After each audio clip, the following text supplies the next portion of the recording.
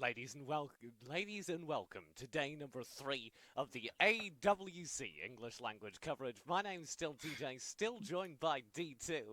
Welcome back, gentlemen. I changed my name. I am D3 now, so All right, because I it's day three. apologize for presuming that your name would remain the same, or apparently the English language, at least in the way you greet people. We've seen 2 days of games, we've seen 2 groups so far. Now it's time to double back to Group A for our next day of matches, and this should be an exciting one because everything is on the line. Is that a fair assessment?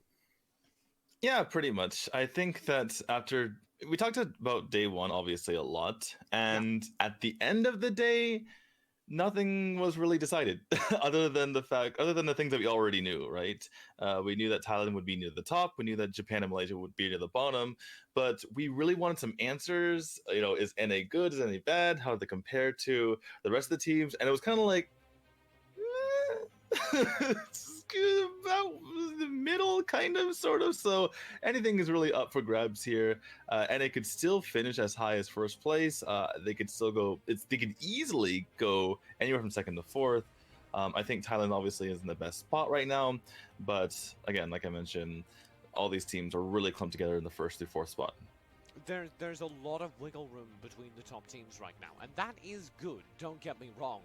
But there's also a little bit of shakiness towards the bottom of the field. You'll be excited to see Japan's docket today because some of the matches they have, they're pretty obviously favored to lose, but one or two, I'd be real interested to see if the team we saw yesterday or God, it was so long ago, last Wednesday, is ready 2 days ago. improve them, has brought something from that experience. Right. They start off against Vietnam, and Vietnam wasn't world beatery, if that's the word. I'm going to make it a word now, but they were incredibly resilient. So maybe Japan can look better against a team like that. Then Japan plays Malaysia, and that could be Japan. I mean, I think that's basically Japan's goal at this point, right? Don't be last. And if Yeah. they can beat Malaysia, that's actually pretty good considering they've only had this game for 7 months in Malaysia, even though the MSP server has now merged with Indonesia, and so they kind of they're on the Indonesian server now. They had the game basically for 2 years, so I think that would be a pretty good result for Japan. Obviously, the last match is going against Thailand. I don't expect anything from that, but I love you giving the little bit of lip service to Japan. Thank you, TJ. I appreciate it. Of course, the vast majority of our viewers will want a little bit of lip service towards the American team as well. The North American side, representing the entire Valor Series regions, will play in our second and second to last games of the day. They'll start things off versus Chinese Taipei Wildcard, which will be a rough match but an important one for them to at least show up in. Then towards the end of the day, they'll play versus Malaysia, which I think it's fair to say they must win. Yeah, they definitely must win against Malaysia, but I'm not too worried about that. I don't think we're going to see any crazy shenanigans like we saw from China yesterday, because Malaysia really hasn't shown a whole lot to me. And NA, really, the only poor performance was against a Thailand team that was on its game. So I'm expecting a 2-0 that match. The big match to me is against Chinese Taipei. NA could go from anywhere.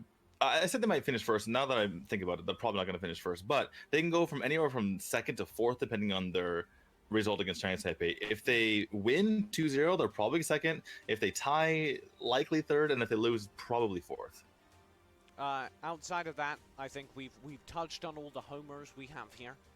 But outside of our darlings, there are very, very important matches happening between the other top teams in the group today. Our fourth match of the evening will be Chinese Taipei Wildcard versus Thailand Wildcard. Thailand Wildcard has looked like one of the strongest teams in the tournament. Then we'll get, at the very end of the day, Chinese Taipei Wildcard versus Vietnam Wildcard, which will be, I think, a very good litmus test for how this group is going to go. At that point, we'll already know many of the results for the bottom half, and I think that may very well decide the order for the top. Yeah, definitely. That will be likely a huge match. It's interesting because in both Group A and B, the Chinese Taipei teams went against the what we now know to be the worst groups in, or worst teams in the group, excuse me. And so Chinese Taipei wildcard has, I was about to say a rough day, but it's definitely an intense day because they're going against the other three top teams in the group. That's going to be NA, it's going to be Thailand, it's going to be Vietnam. So Chinese Taipei, they could finish, if they just take care of business, they could be first place at the end of the day, but it's going to be tough sledding. Yeah, there's a uphill battle for them to fight their way up. Before we get too far into things, though, the team over in Da Nang, Vietnam, at Garena, did have an opportunity to talk to several of the players coming into today, and we saw some of their interviews. You have the privilege of seeing them ahead of time. Before we open things up, I want to ask you to flag what you're most interested in that they said, and then anyone who's watching them with us can pull them out. I'm interested in the gestures of one PS man and his. I thought this was gonna be like a super idol. All right, fine. We'll get into it. This is the interview segment the Vietnamese team did conduct with the players after day one.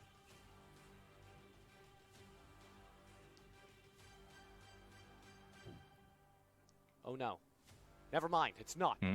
This is so we got all this new technology, and I was so happy because I was going to get to be able to run everything. And this is why I shouldn't have been trusted to run everything. Say something quick for 2 seconds. I'm saying something quick for 2 seconds. Is this a sound test? What are we doing? No, you're filling while I swap over to the Oh, video. right. Right. Okay. So what you're going to see in this upcoming video, hopefully if TJ gets it going, are all the players, the reactions to what happened on day one, what they expect to happen on day two. I just love that some of the teams, the top of the teams are more... Okay, never mind. Go ahead. All right. Okay. Sorry. This is why you shouldn't trust me.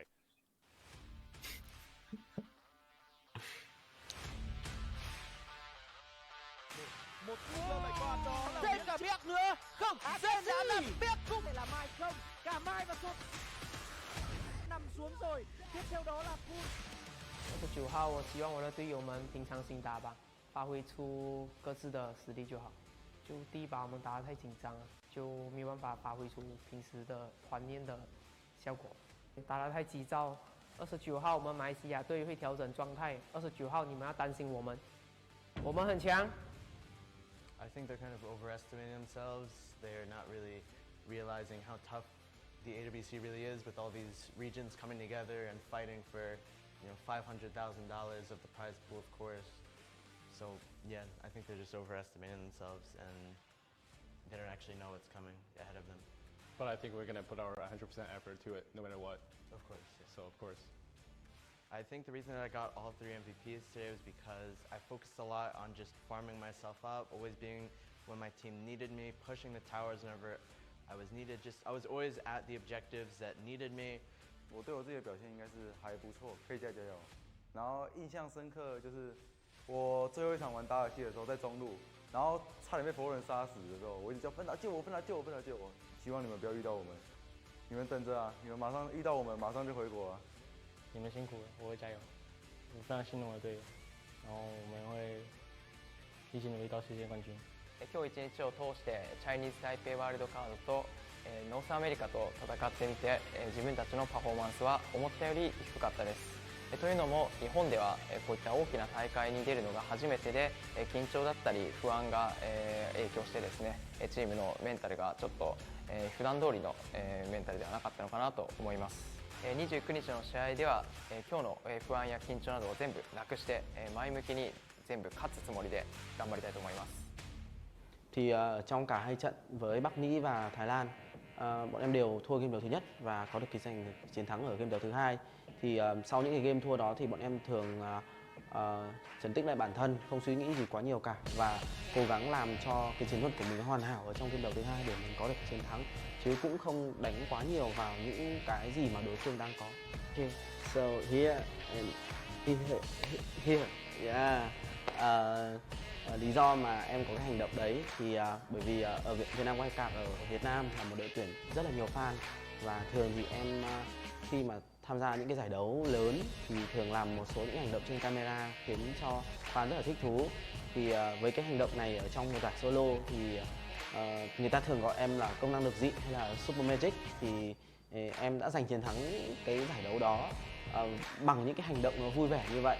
Thì thực ra bản chất thì hôm nay em làm cái hành động đó chỉ để cho vui và các bạn khán giả cảm thấy vui thôi. Bởi vì chủ yếu là team của em thì có rất là nhiều fan tại Việt Nam. Tôi rất hào hứng và mong chờ đến ngày 29 chúng tôi sẽ đánh bại Nhật Bản và Malaysia 2-0, và tiếp đến là đối đầu với Đài Bắc Trung Hoa. Trong trận đấu với là Bắc Mỹ em có đạt một danh hiệu MVP, thì em cũng cảm thấy là bình thường, tại vì em mỗi lần biết Superman thì toàn được MVP. ก็คะแนนวันนี้ที่เราได้มาคือก็น่าพอใจอยู่ครับเราทำให้เราอยู่ในโซนที่เราปลอดภัยแล้วก็เหลืออีก2แมตช์เราก็น่าจะคิดว่าน่าจะได้แต้มเพิ่มมาอีกนิดหน่อยทำให้เราเข้ารอบต่อไปได้ก็เราจะทำให้เต็มที่ครับแล้วก็ถึงเราจะแพ้ในวันนี้แต่วันข้างหน้าเราจะแข็งแกร่งขึ้น 대만 같은 경우는 이제 운영 위주의 플레이를 많이 하는데 이제 태국 같은 경우에는 이제 한타 위주의 플레이를 많이 합니다. 그래서 이제 이 태국의 한타의 맛을 한번 보여주도록 하겠습니다.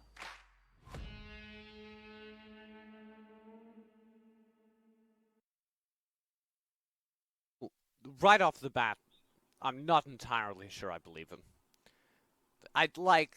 There was a lot of sass going on. You mean PS Man? Yeah. PS Man, you mean? I mean, he's like, I was doing it for the fans. I'm the magician. I mean, yeah. There was a lot of sass, but By the way, go ahead. Yeah, we all like to believe him, but you know, whether it was sass or whether it wasn't, you know, I enjoyed it, so that's fine. It was for the viewers, and we are viewers as well, as far as casters. I do want to say that as someone who understands Japanese, like, Mai is very Japanese. He's just very polite. Like, you know, we underperformed on the first day, and we underestimated our opponents. That, you know, this is obviously our first time, and we're gonna try to do our best on game number 2, instead of like all the, you know, trash talk that some of the other players had. It's really funny to see the contrast between cultures.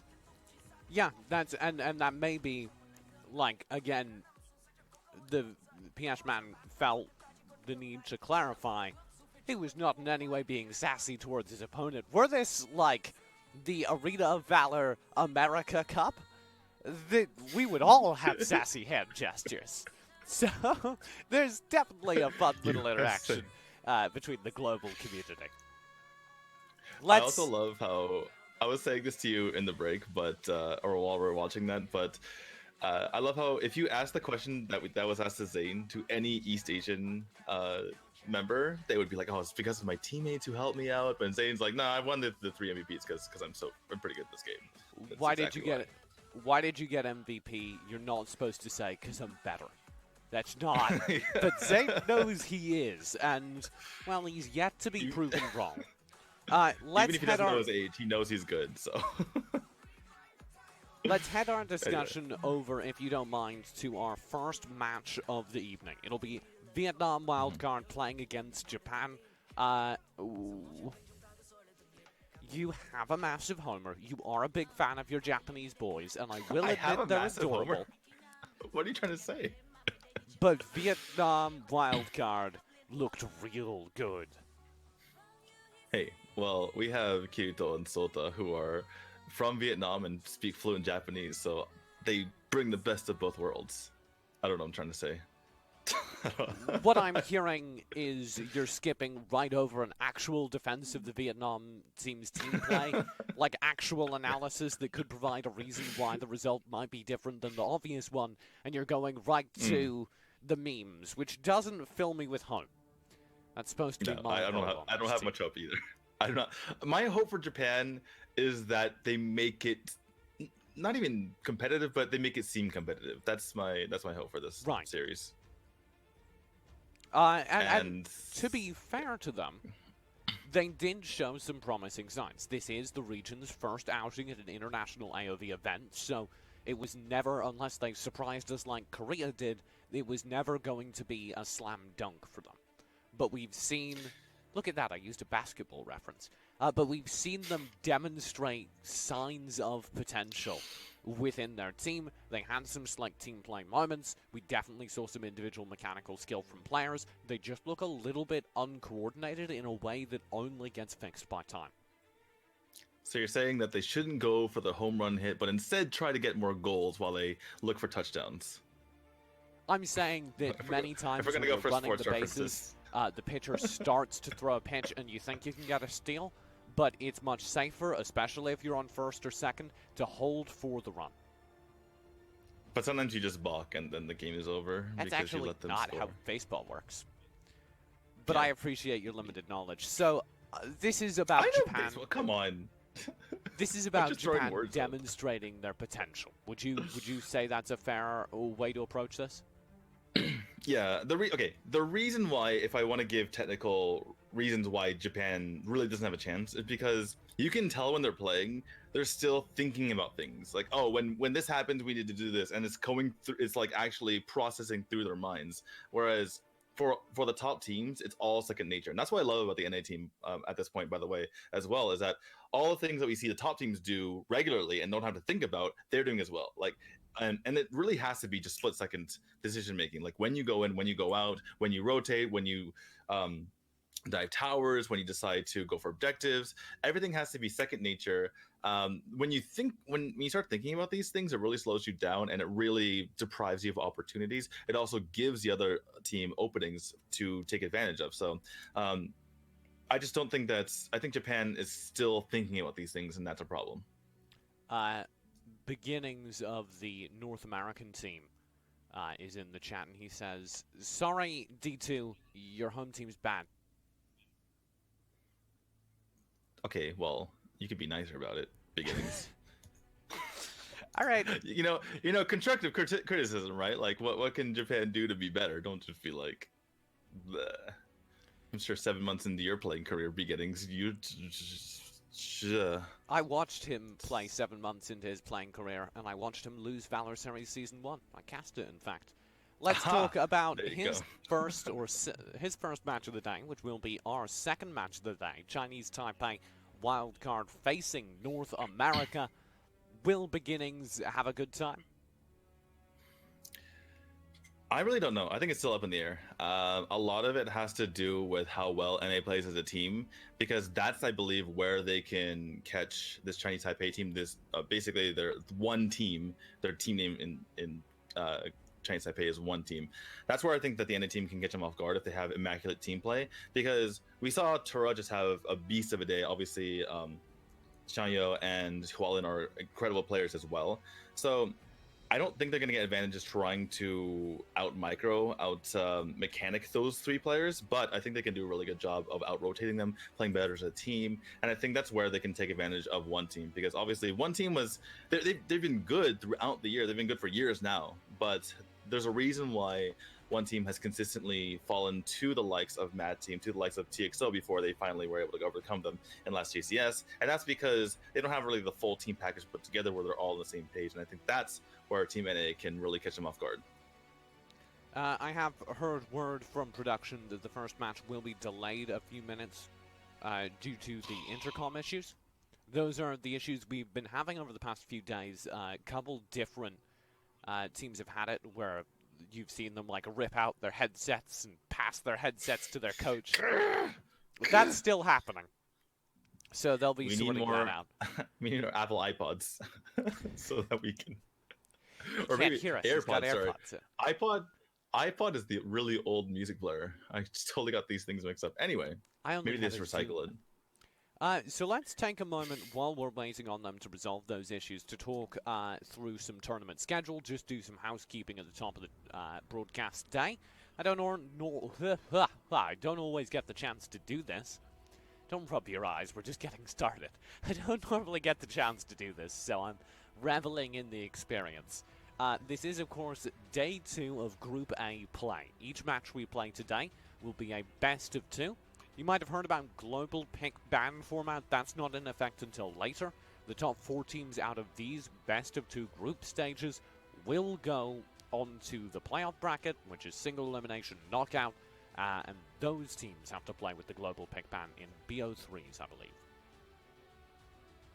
VO3s at the quarterfinals? Could be wrong. Because That wasn't global the pick bit ban that doesn't was make written sense. down. Right. I think the global pick ban only makes sense with best of fives or more. And at quarterfinals, since that's single elimination, I believe it's going to be at least best of fives. Might even be best of sevens, actually, all the way through. We'll have to see, though.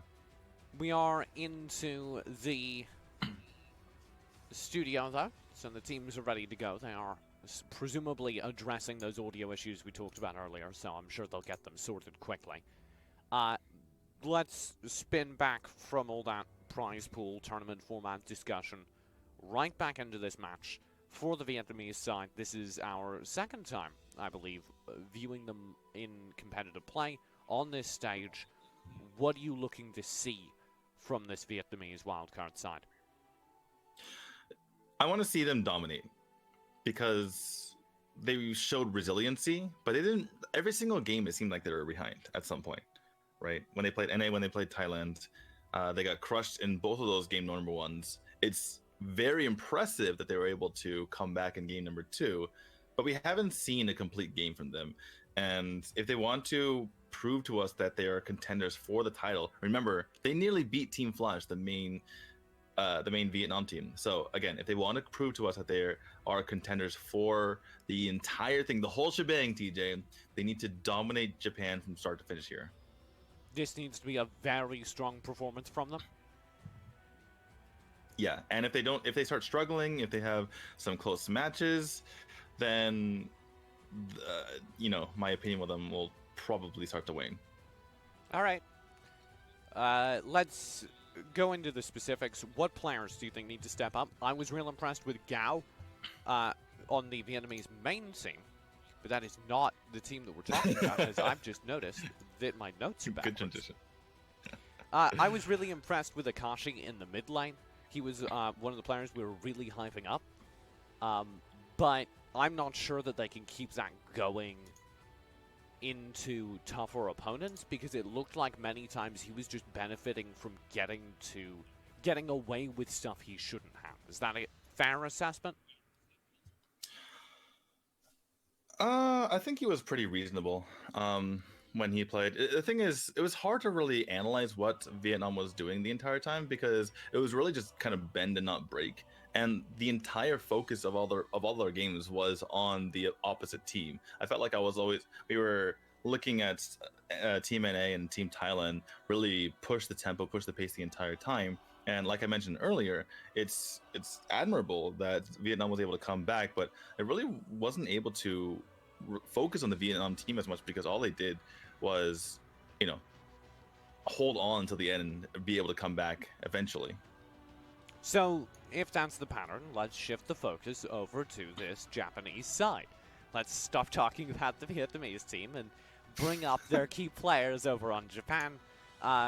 Slashmoon was somebody we put a lot of emphasis on. He plays the Dragon lane. He's normally pulling out these marksman characters. We saw a Fennec that looked alright.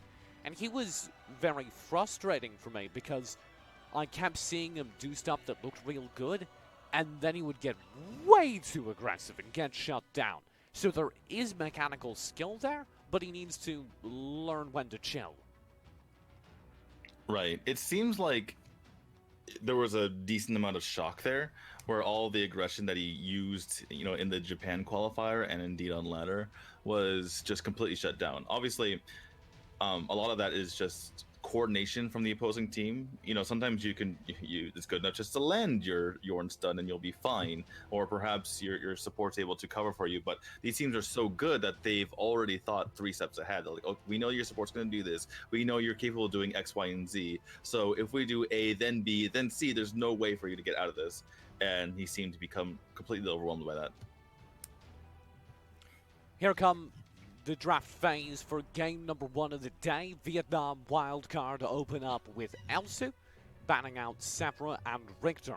Japan get rid of the Hayate and the Yina, and first pick themselves Lindis and Annette. We're moving fast. It's Darcy Baldum locked back for Vietnam.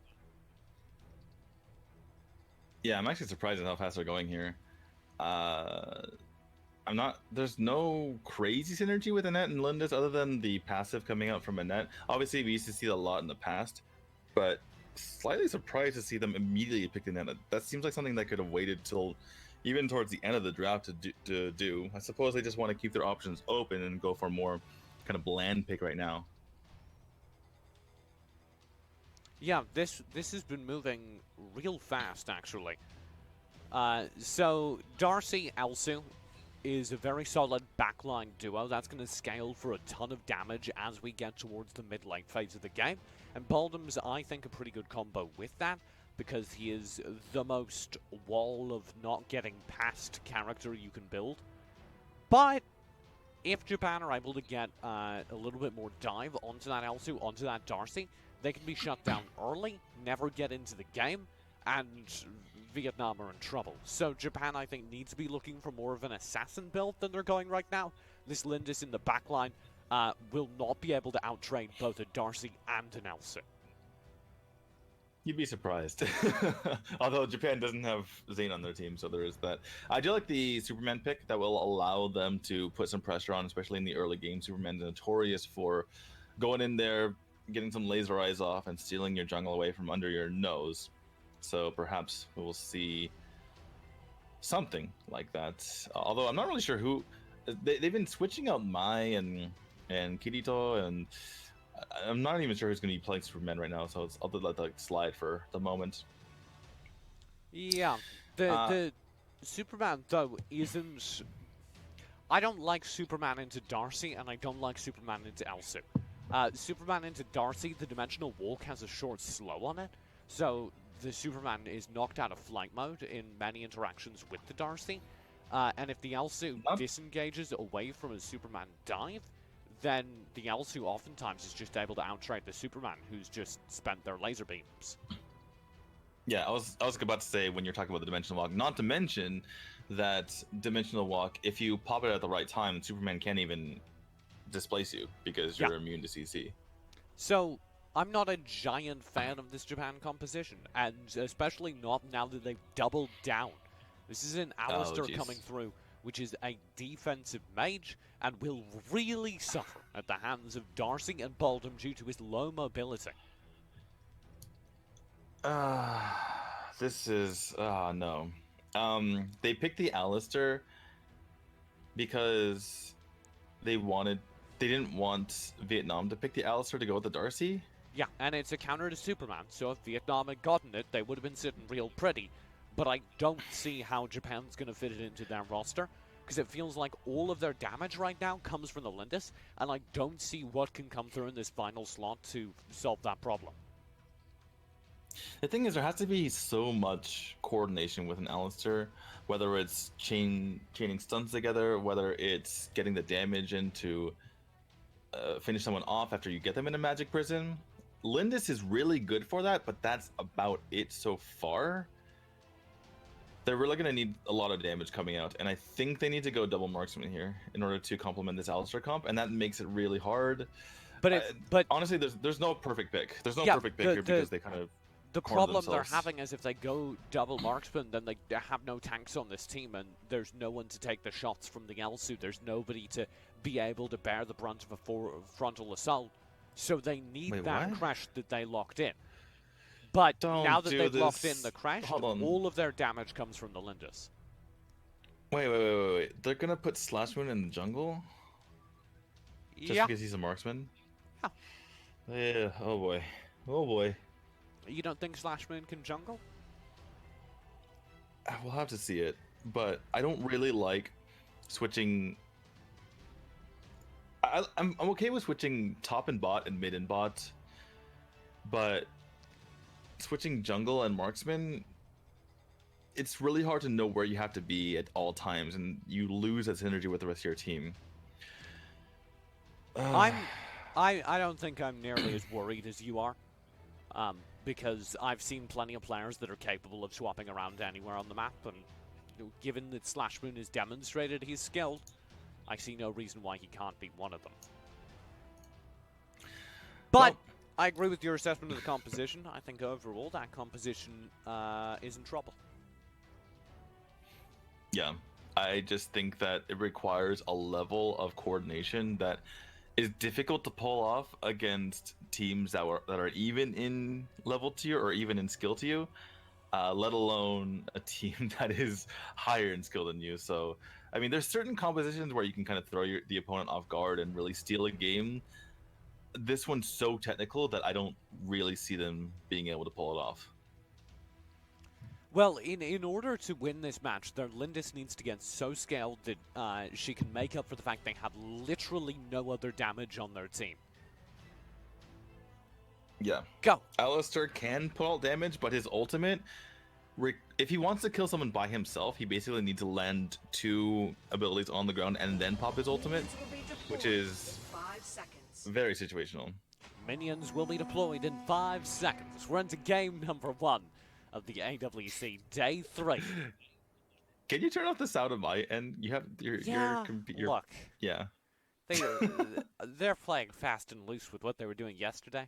I think overall, just it's a combination of effects because like I'm getting more and more complex with my production as the days go on. So is the Garena team, stepping on each other's toes a bit, but it's all my fault. Here's Dajawu in the mid lane on that Annette we were talking about. Kirito on that Alistar will go mid as well. So they're going to be functioning as a very static duo, and I'm worried that they'll get bullied by the range damage that can come through from, say, a Tulin, say, an Elsu. Yeah, and we spent so much time kind of complaining about the Alistar that we didn't get enough time to complain about the Crush in the bot lane who's playing against an Elsu. So that's another issue where they're in a bit of a pickle. Mid lane, Akashi through, there's the lightning strike, and Dejawu's already down to a sliver of HP. This is why Alistar can struggle, because if you don't land your magic barrier, Akashi says, okay, you use that ability, I have free reign to just go forward. Ara's here as well. He's going to be in the bot lane. We talked about this matchup lightly. You didn't really even talk about it. We just kind of acknowledged it was bad. Let's unpack it for a second. Here's my unpacking, TJ. Ara's gonna shoot at Mai, and Mai can't do anything back. Okay. That's what's gonna happen. Because his spear's real short.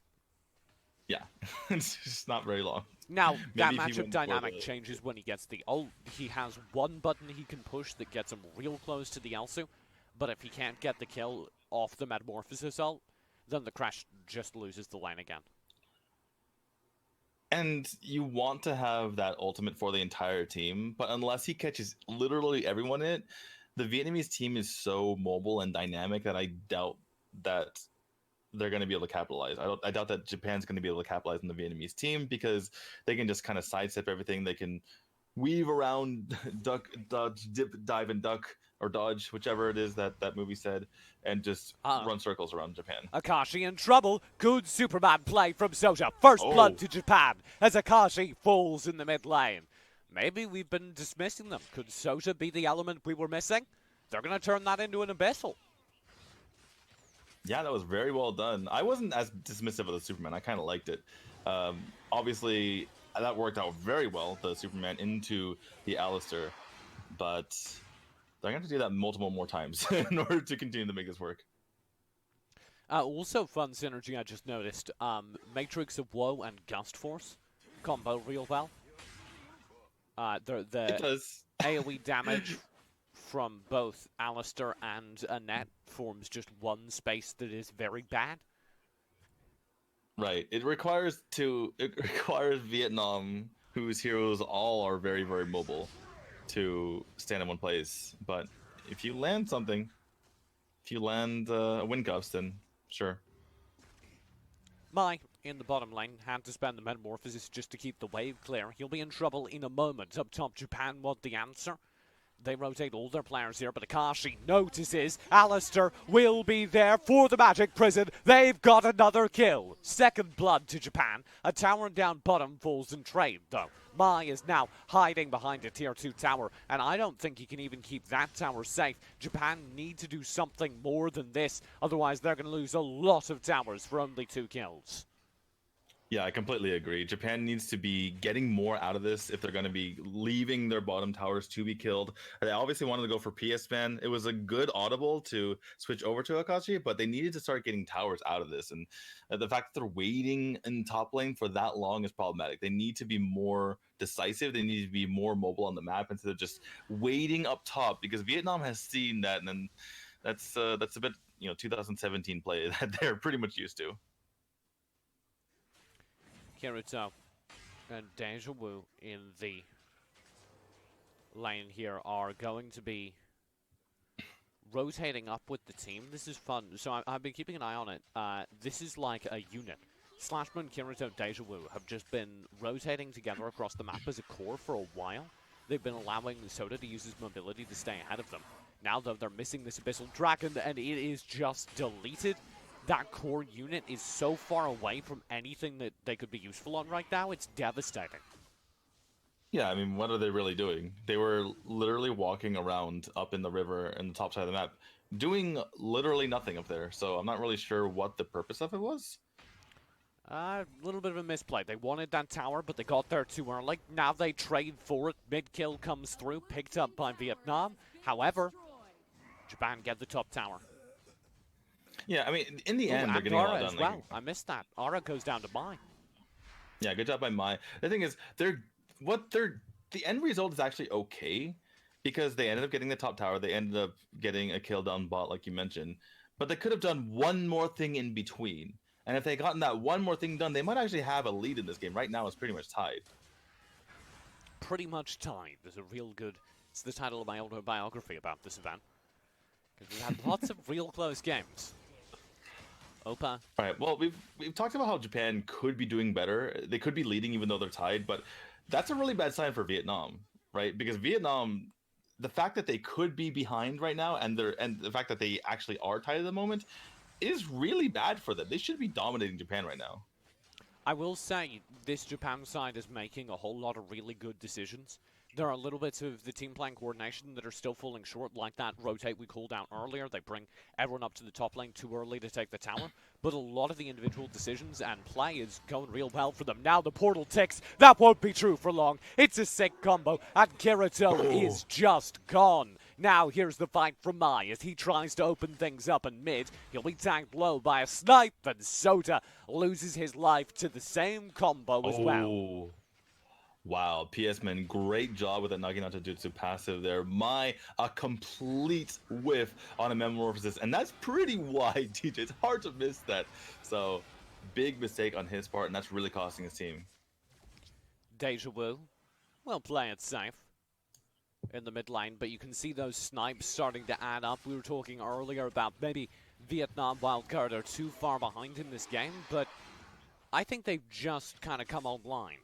Their mid-late game spike has just arrived, and Slash Moon isn't far enough ahead. Yeah, you can totally see it right there when he's trying to damage PS Man. If those aren't chunking him to like half, basically, then you're not really where you need to be. Slash Moon needs to just go back to the jungle and stay there until he can actually do something. And even that is a dangerous prospect these days. As his jungle starts to get taken away, Deja Vu goes real close, and Oppa misses a wild charge. However, Wind cuffs through. This looks good. Hurricane Wall splits the team. Matrix of Woe through. That's a kill guaranteed by the Magic Prison, and Akashi's in trouble as well. He just dives Slash Moon and will tick through, but it takes a moment. That's an even trade. That was a huge mistake by Slash. Wait, or maybe, I don't really know how he died. It felt like he went through a circle, but that was his own team circle. It was a projectile connecting at the time. Very weird. He died seconds after Akashi. He didn't walk into a Matrix of Woe. His own team's Matrix of Woe, yeah. Right. It very much looked like that, especially because he died so much afterward. Whew. Kirito actually doing a pretty good job. Yeah, Kirito's Alistair, the thing I dumped on so much, been real good. Yeah, I was skeptical because it's hard to play Alistair, but he's doing a really good job on it. And that's what you need.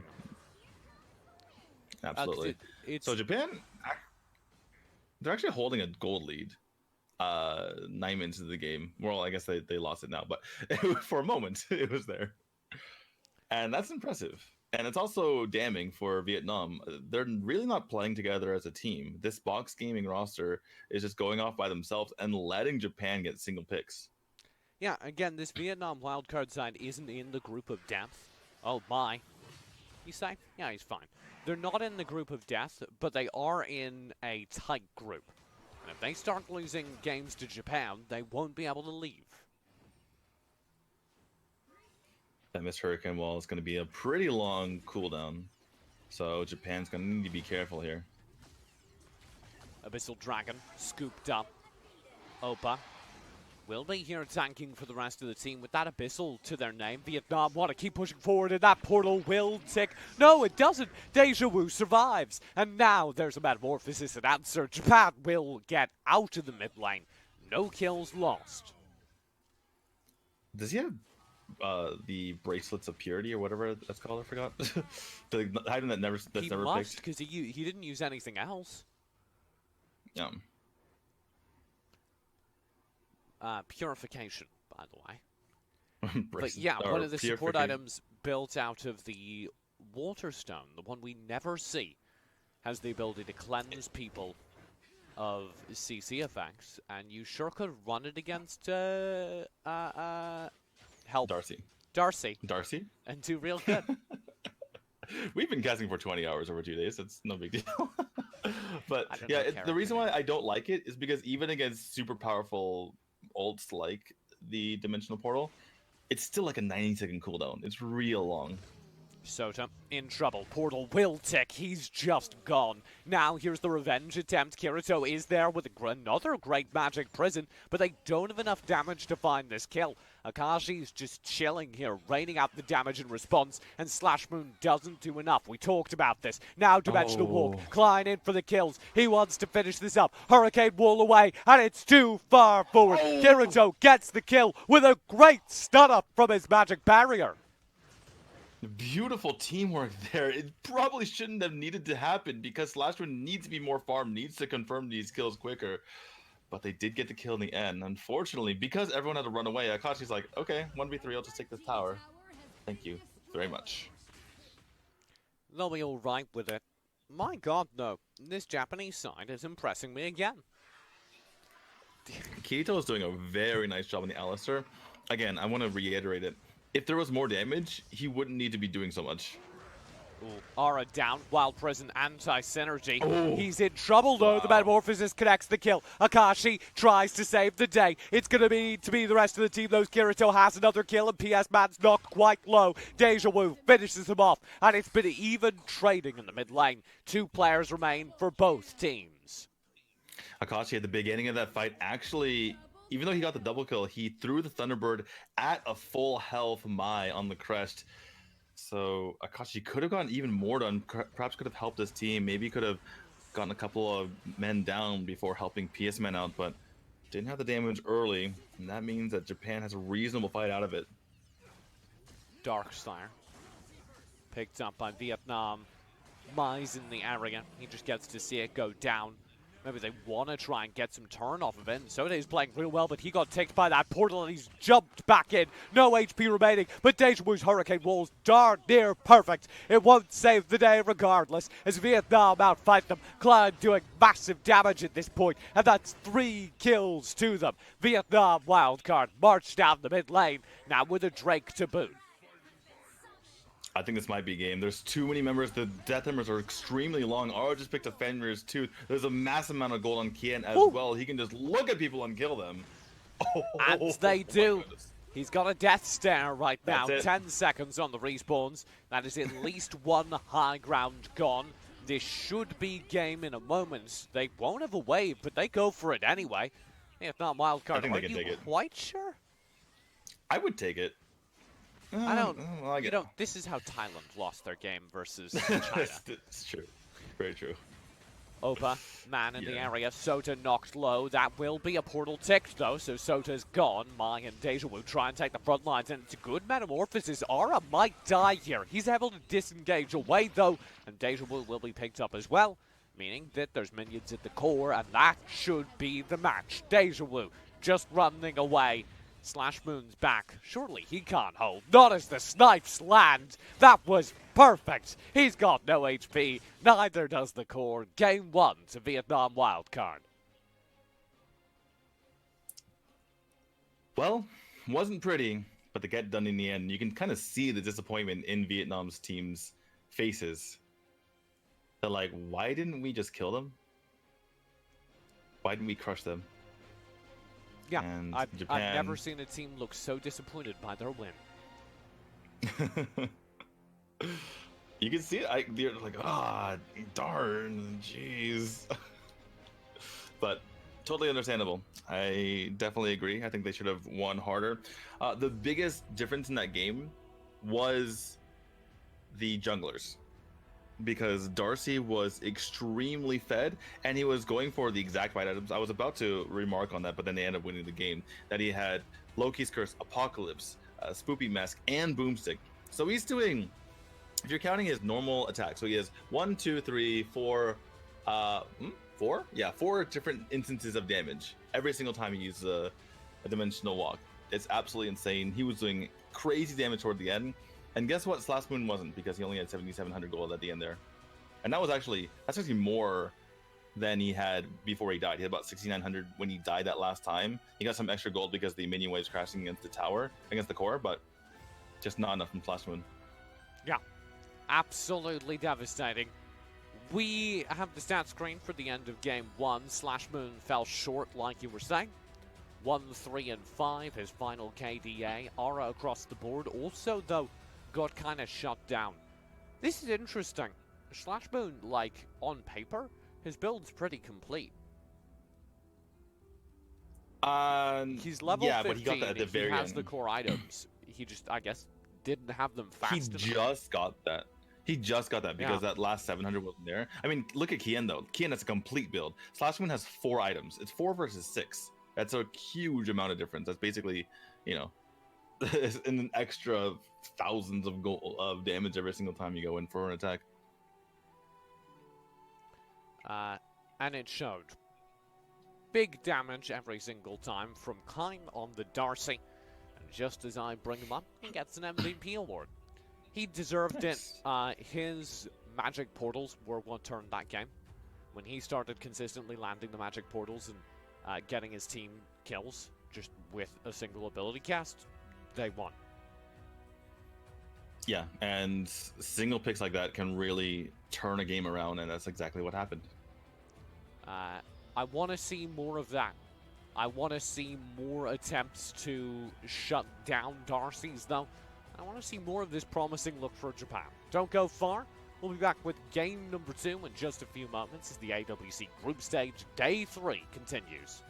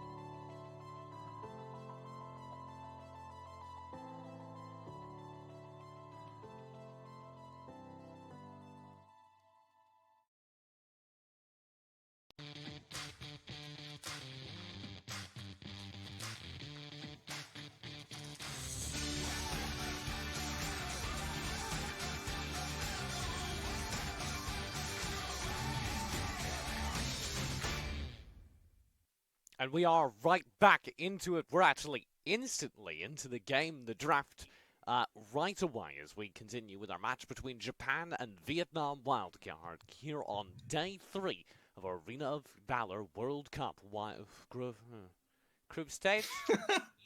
That was getting progressively worse throughout the sentence. I started real strong, slipped up, thought I could salvage it, doubled back, continued to slip up.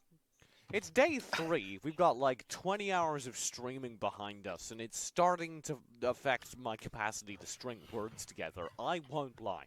I promise I'll get some caffeine after this game. My name is still TJ, still with D2, and we are into the draft as previously mentioned. Yeena first picked, Sephora Darcy against him.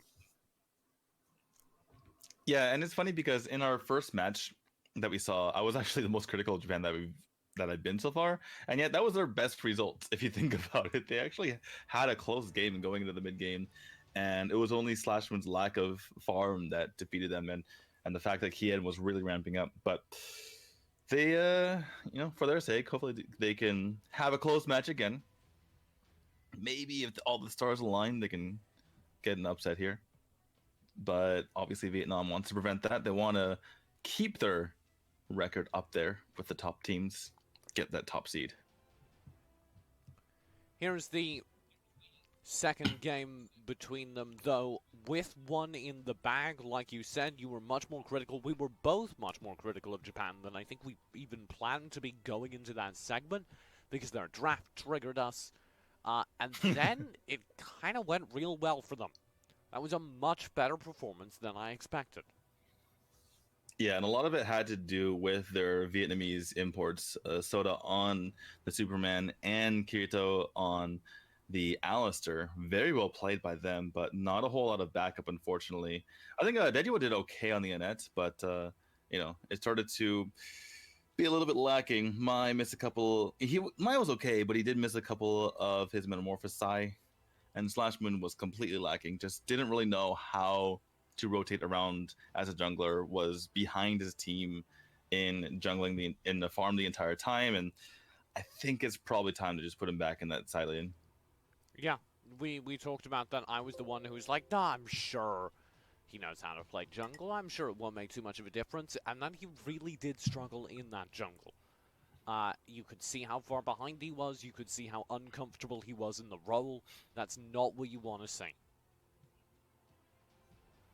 And the funny thing is, a lot of times, people can say jungling is easy, just clear your camp and go and gank, but there's so many decisions to be made, and in such short time. It's one of the most reactionary positions out there, because you need to go boom on a dime when you think you have something. When you think you have a gank, you go. When you definitely know you don't have a gank, you get out of there, and you have to stay with your decision and not second guess it, because the minute you second guess it, that's the minute you start waffling back and forth, and that means you're losing farm, you're losing whatever you're supposed to do. It's a race against the clock. You're a speed runner when you're in the jungle.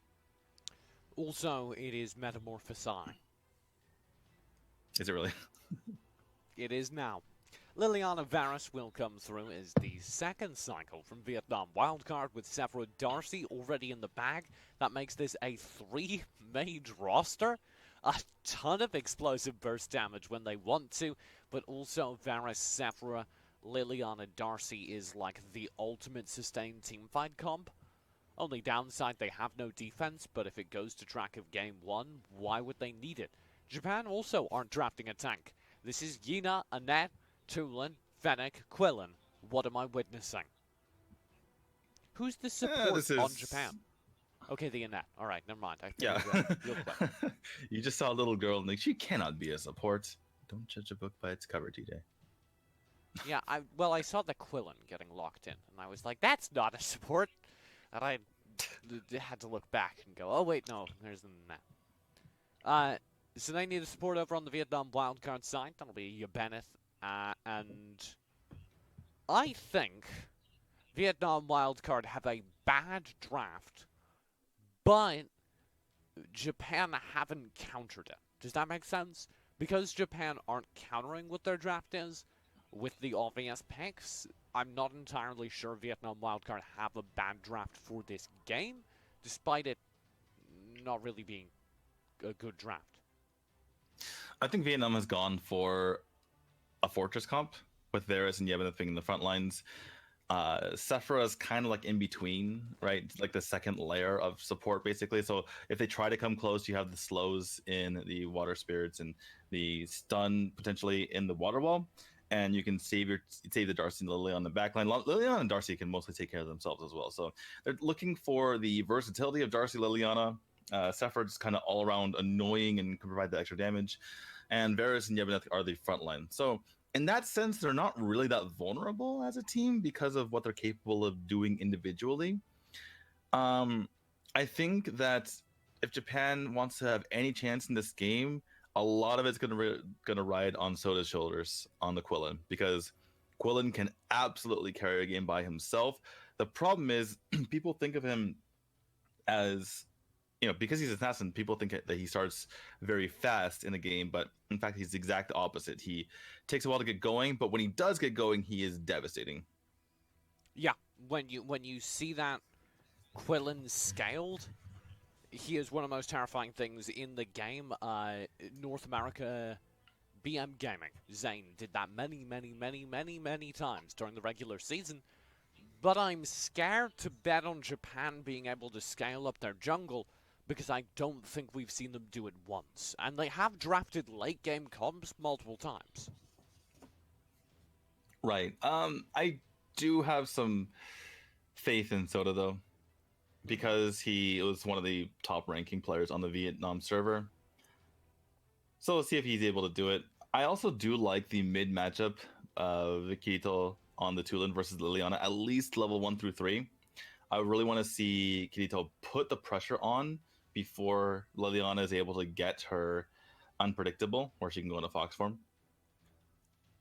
And then, across the map, you just want to see the Japan side try to put on pressure. And what that does, it's defense through offense, right? You are super aggressive, and you push the opponent away, and that allows Quillen to be able to farm like he wants to.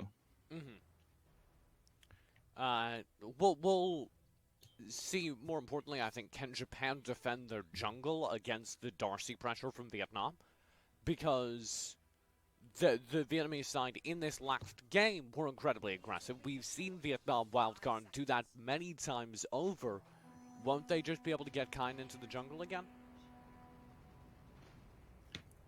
Darcy and Quillen, interestingly enough, they both like to be left alone when they jungle, especially the first wave. After the first wave, perhaps we'll see more invades, but as far as the first wave is concerned, they just really want to be left alone. We'll see. I'm not doubting you. It's just my default word these days. Akashi and Nova in the mid lane to brawl. This is game number 2 between Vietnam and Japan. You're right, actually, now that we talk about it, that Darcy is going to be more passive during the opening cycle.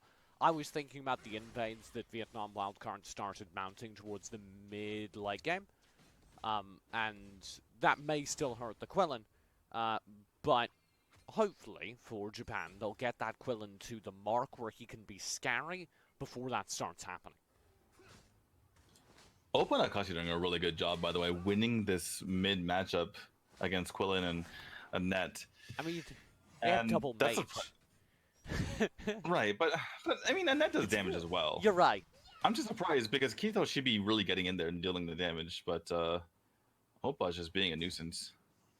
It's real scary to see a Sephira plus anything mid lane, where the Sephira is the support. Because during this early phase, that Sephira is still doing mage level damage, what a mage would do on level 1. You're not scaled enough to be able to ignore her more supportive build.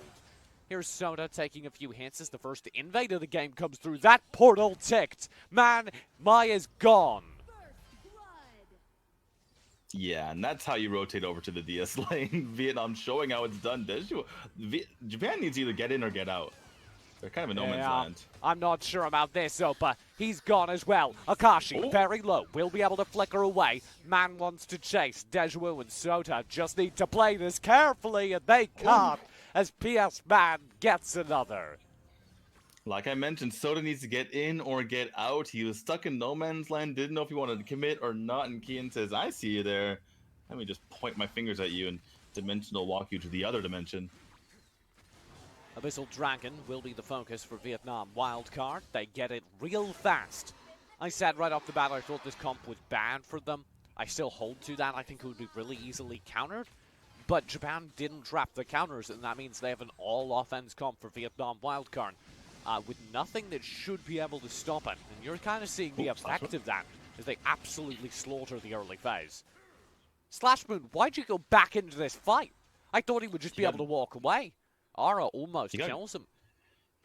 He did have more health, so I can see why. I can see the greed, but didn't work out. Am I doing stuff to PS Man though? Just a little bit, giving him some hand gestures. If you know what I mean. Wow. Magic. Wah wah wah. Ask PS Man about that. Uh-oh, Akashi through. I thought for sure Maya had gone too far forward that time. The ball does tick. He's pulled back in. Japan needs to play this safe as Soda's pulled forward into a Tides of Life. He's gone. Deja Vu trying to flee. Klein has the dimensional walk, and he's slowed down. The flicker barely takes him over the dimensional cube. He will get away with his life, but not much else. So, TJ, I never knew that Dimensional Portal and Reiki Shot were a combo, but apparently we just saw it right there. Mai pulled right back in, and boom! Explosion to the face. I gotta say, though, Japan... It's right here. Oh, it's a present. Soda, I do not know why he's trying to fight. He needs to farm more. These are not fights he should be taking. When he stares at 4 people in the face, yeah, you can do that at the end of the game when you're super farmed, but you are not super farmed, Soda. Gotta start from step 1. Uh-oh, Deja Vu. You okay with this? I don't think he is. I think he's very uncomfortable. He'll go down. Soda's got the flank as the Thunderbird comes through. Lopez knocked low. Mai tries to brawl in the midst, but the Tides of Life healed the entire team. And all those low HP targets are suddenly full HP and ready to turn. Mai's gone. Soda's gone. Deja Vu fell at the head of the fight. And Japan are down 7 kills in the first 4 minutes. TJ, he said Soda's got the flank, and my initial thought was, and my final thought actually was, really though? Does he? Does he actually have the flank? Because it seemed like he was the one getting flanked. He was on the side of the what? Akashi just deletes one. Uh-oh. Loses his ally as Ara does finally go down. Akashi, though, with the smooth moves. Unpredictable to leave in the box, and he gets out. The bombing and weaving. Kirito can't touch him. So in the first few seconds after going in the Fox form, you do get several hundred armor magic defense. Kirito wish he had that. Poor Kirito. Ever since he logged into this series, he's been having a rough time. Game 1 was much better on the Alistair, but you could see the focus on his low mobility character coming through consistently. He's just had a lot of bad matchups. Slashmoon just had a terrible tournament. Did he just flicker forwards? Now he'll go ulting underneath the tournament to set up for Klein. It'll work out. A double kill. A triple kill. What did I just watch? I think the idea was for Kien to just kill the tower because Arrow was tanking it, which means that the... By the way, that siege minion is still alive. So they just get to kill a second tower. But I think that was the point. And then Kian's like, yeah, I'll get to the tower in a second. Let me just kill these guys first. He flickered in, clapped them all together, and then slapped them all down. That was beautiful. Yeah, it was. I feel like an art historian who's just seen a Picasso for the first time. One of the smoothest tower takes I've ever seen, 2v3. Now the pressure comes through from the rest of the side. Vietnam want to be able to grab that mid tower, and it's so low they will eventually. They divert their attention to cutting wave. Ara's just over here again. 1v4, he'll go down, but of course the amount of time he buys could be created. Space for somebody else, Akashi in 1v4, he's got a kill. The unpredictable won't take him away in time though, and Slashmoon's got a trade. That didn't make a whole lot of sense. And Yeah, you can get the that's idea that definitely not worth Vietnam it. wildcard are starting to maybe fool around a tad. They should probably just try to win the game as quickly as possible. Fatigue is a thing. This could get dangerous. They have a lot of games to go today. Yeah, we're not saying that they're going to lose this game, but maybe just win. I'm not saying they're going to win this. They're going to lose this game, but I'm also saying that Thailand didn't think they were going to lose their game versus China when they had a 4K gold lead. So Yeah. you know, Also, you get bad habits. You get bad habits when you jump in 1v4 because we've seen that before. We've seen, like Hans yesterday just jumping 1v4 when he started feeling himself. I feel like if we see Akashi do that later on today and just fight 1v4, it's like we know where that habit came from. don't mess around. I think there's more to Aura than anything else because he's doing this again. But at least he's in the area this time. A little bit better. Slash Moon caught out. They'll make it work. Deja Vu knocked very low. Opa with the Tides of Life will be there. The portal did land in the meantime. Japan are slaughtered. Ara's setup pays off as that's going to be 2 quick kills and no HP on Deja Vu. Mai at least got Kien, so that's something, and that's a shutdown as well. So they're trying. Japan's doing an okay job now, at least better than before. The thing is, I'm better with Ara messing around than I am with Akashi because when Aura does, he's buying his team so much time to just do whatever they want. But when Akashi just dives 1v4, in position to do anything with. They didn't do anything. They haven't taken a tower in like minutes. They did just take that top tower. Yeah, but that's not Aura's fault. Aura is providing so much room. Like they could have easily taken tower because of Aura, but Akashi trading 1-for-1 that doesn't actually help them. Oh my god, PS Man just playing deathmatch. We'll grab a kill. Slash Moon's in the area. Him and Mai dive back in now, and they've got so many low HP members. Mai, here to the front lines, can't find the kill, but Kirito and Slash Moon can. They'll lose a lot here if they're not careful. Vietnam Wildcard have truly overstepped their limits. Have they? PS Man with the trade will get it. That's going to be 2 back to him, and it's just Sota left on the map. That was just a unfortunate fight for the side of Japan. They could have gotten so much more done, but Oppa with amazing Tide of Life completely reversing that fight. I think that Japan needs to stop getting baited by Oppa, just like yelling at baiting them in and saying, "Hey, attack me! I don't have any sort of invulnerability that will make you completely overextend or anything." None of that on this kit. I feel like this game should have been over a few times. Yeah, we're just messing around here. Why has no Dark Slayer been taken? Yeah. Vietnam Wildcard are just extending the length of this game. And given that during the pre-roll today, 2 of their members had to apologize for BM. I'm just saying, they're not addressing the core habits. Maybe they're just bloodthirsty. Maybe this is how they play.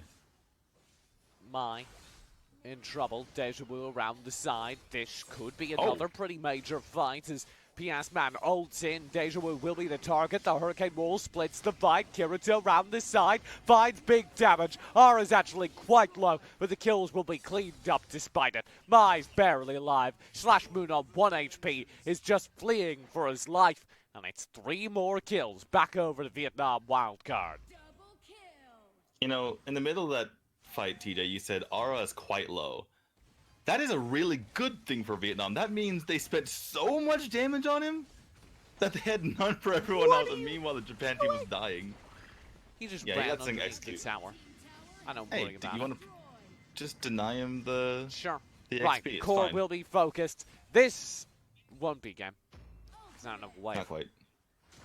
But they'll have a wave now. Second high ground. Deja Vu burned down. Vietnam just I want to know how much gold Soda has. I don't. Because he should have so much more. No matter what number it is, he should have more.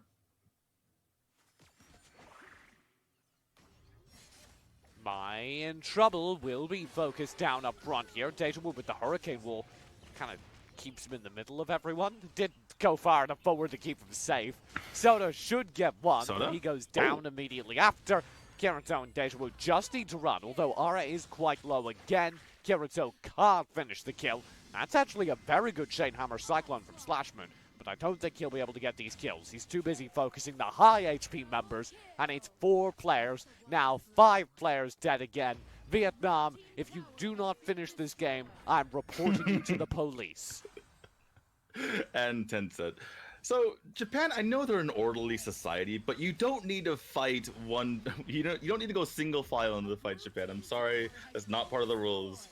You've messed up, and now this series is over. I want to say thank God, but good Lord, Vietnam played with their food there. Why do they seem unimpressed again? They're like, that wasn't satisfying enough. If it wasn't satisfying, why didn't they take the Dark Slayer or any towers for like 3 minutes? There we go. Is there anything to glean from this?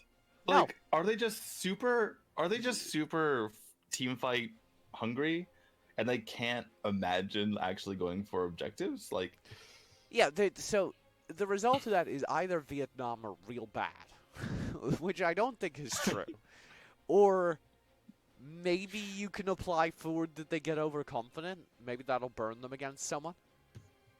Oh yeah, go shake their hands. Seems to be good spirits across the board. Box Gaming, which by the way is the team that's in the Thailand wildcard spot, or sorry, Vietnam wildcard spot. They are a bunch of characters, I gotta say. Remember, when they lost to Flash in the AOG finals, they refused to shake their hands, and they almost started a fight on stage. Nice. So this team is just. Like I said, Wow. during today's pre-roll, 2 members of their team had to apologize for BM. So I'm just saying, there's a pattern developing. Perhaps the villains of the AWC 2019 have revealed themselves. Here is your stats screen for the game. Anything worth paying attention to?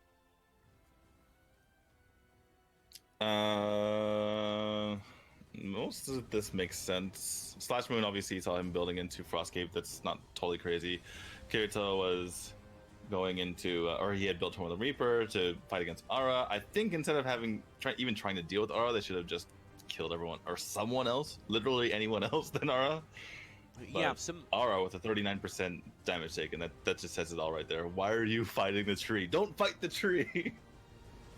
Nature needs it. Yeah. Some poor target calling pretty much across the board there for Japan. Yeah. And I'd like to see that improved. They are playing the majority of their games today. They're playing 3 times today. They'll be back in about an hour with Malaysia versus Japan. And then at the end of the day, they will play Thailand wildcard. So they have plenty more games to go, plenty more chances to flex their experience. Vietnam wildcard show up against Malaysia and Chinese Taipei. Wildcard. That was okay. Solid, Daniel. We're doing great. We're both gonna go drink some Red Bull. We'll be right back after a lightning fast break. When we come back, the North Americans enter the fray. Chinese Taipei wildcard faces North America in their 3rd match of the AWC.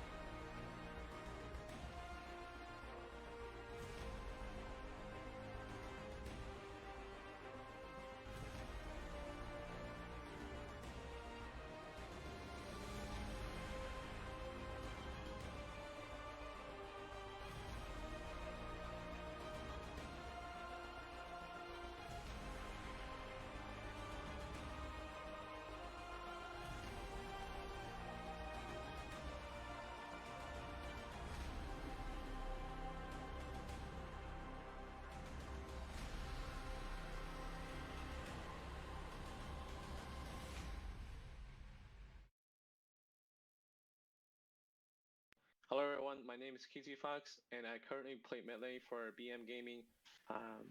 Mid lane is probably one of the most important roles in this game because everything happens around mid, and mid lane can help other lane.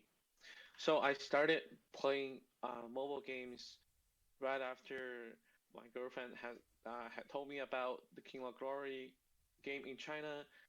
She was really into it, and so she introduced me to other mobile game over here in North America. I started out playing, and then right after Arena of Valor got released in North America, I just jumped right into it and have been playing since the release of that game in NA.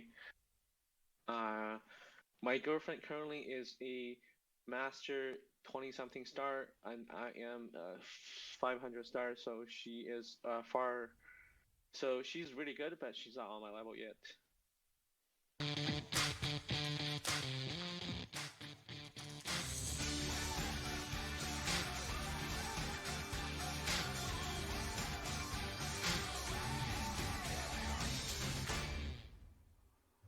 She's really good, but she's not on my level yet.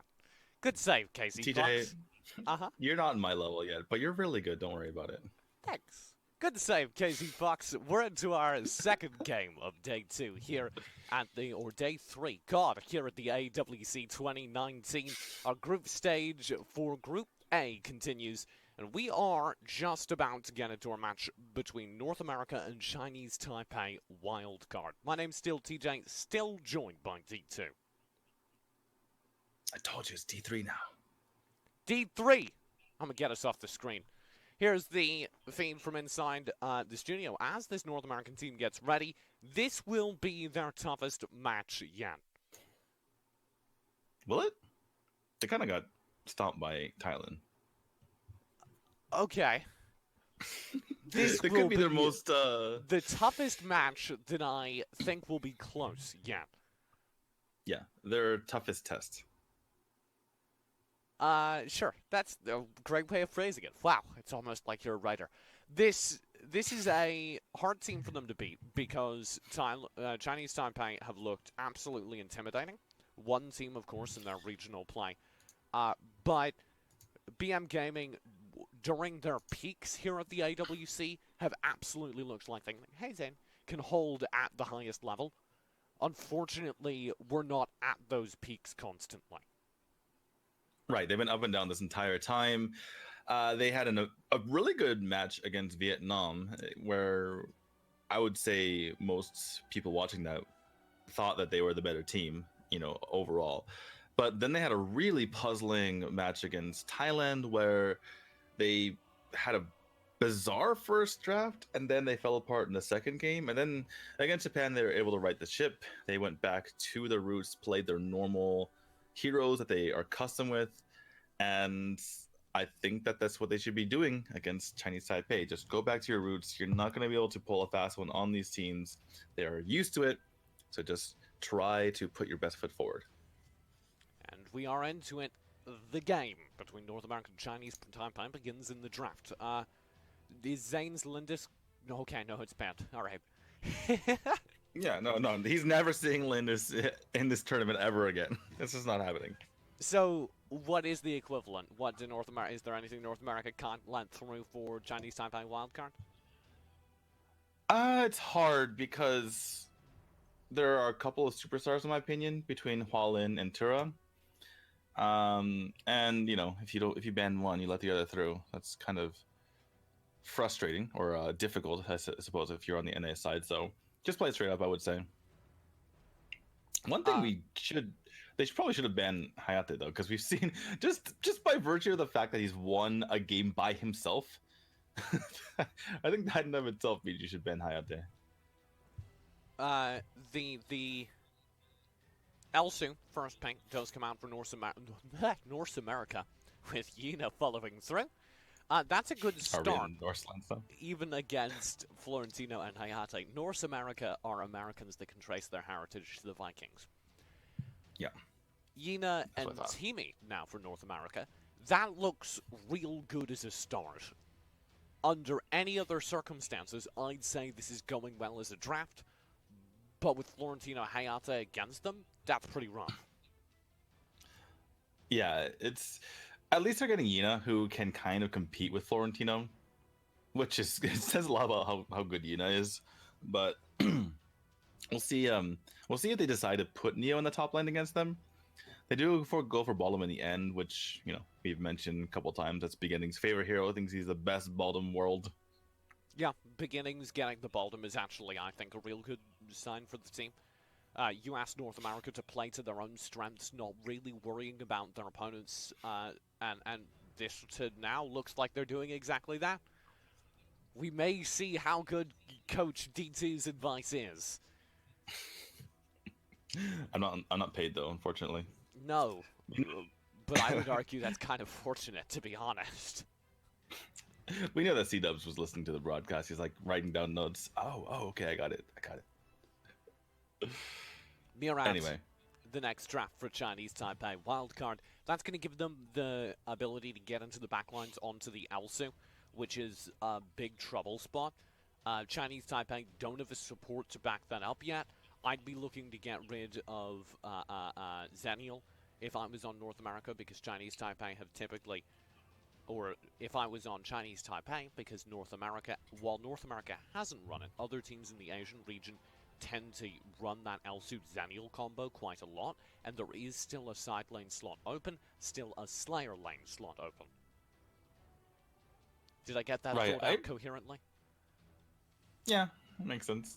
In the end, your point was Zenial good, please ban. Yeah, sure. or pick. You could run it with the Murad. You could run it with the Hayate. The strong dive of Hayate, Florentino, and Murad can oftentimes be comboed well with the Zenial. Right. I'm not sure that Annie's gonna pick Zenial though. No, it's just because I'm not sure. Right. Disapproving D2 noises. Jognar comes through, much to your dismay, but it makes sense in a match versus Elsu and Baldum, right? No? What do you mean? Well, you want the aggressive, big, tanky support to take the front lines, right? And do what? But you're not doing anything. Your hatred for Jognar is unabated. If your job is to be a big, unkillable guy in the front, pick Toro. I'm not even joking. Pick Toro. He's better. He is. He's actually just... If that's your reasoning for picking Jognar. I'm a big Toro fan, but that's going on your gravestone. That's all I'm saying. After the Arena Valor subreddit beats you to death. Scud and Zill will come through fighting an assassin frontline for North America. They'll run that Scud up in the Slayer lane and the Zill on Zane in the jungle. No, on my gravestone will be, my epitaph will be D2, the genius who realized how bad Jognar was, that he was even worse than Toro. I feel like you could phrase that to be about how good Toro is. Yeah. Ignis Either or way. Olympia as the final draft. What do you think of this North America side? This looks real good to me. Really? I mean, I think it's fine. But you're agreeing with Scud? So I'm not a big Scud fan, but if there is one person that can make me believe, it is this North American roster. And given what was banned out, I don't think it was the worst option. I'm still not a big Scud fan, don't get me wrong. And I'm a little bit worried that all of their range comes from the Elsu. They don't have anyone who's a little bit more sustained. But I also think this is the purest playing to their comfort zone they could have done. And given that's what you, Coach D2, mandated heading into this game, I gotta be happy for them. Yeah, I agree. I think it's a good comp. Zill, obviously, he likes to favor mages, or sorry, long range junglers. Obviously, Zill is melee, but he's a mage. So that allows them to finagle with their roster. So they put double melee in the side lanes. Yina, obviously going to be played by Neo here. I'm curious where they're going to put the Neo. Put the Yina and the Scud, because your initial thoughts are to have Scud in the Abyssal lane in order to take out Hayate and then have Yina deal with Florentino. But Scud can kind of deal with Florentino too, and then Yina, considering it's Neo, she can probably deal with the with an opposing marksman as well. Scud So can I think probably deal with Florentino. I'm not sure I agree at all with that. Because the Scud doesn't have the mobility to stay away from the Florentino. Well, the point is you burst him and you just run away. But I see what you're going at. I think the point is they want to be able to mix and match. They don't want to be able in a situation where they switch the matchup because of farming / rotation reasons and be in a terrible matchup. I think that was the thinking going with the Scud, where it's overall reasonable.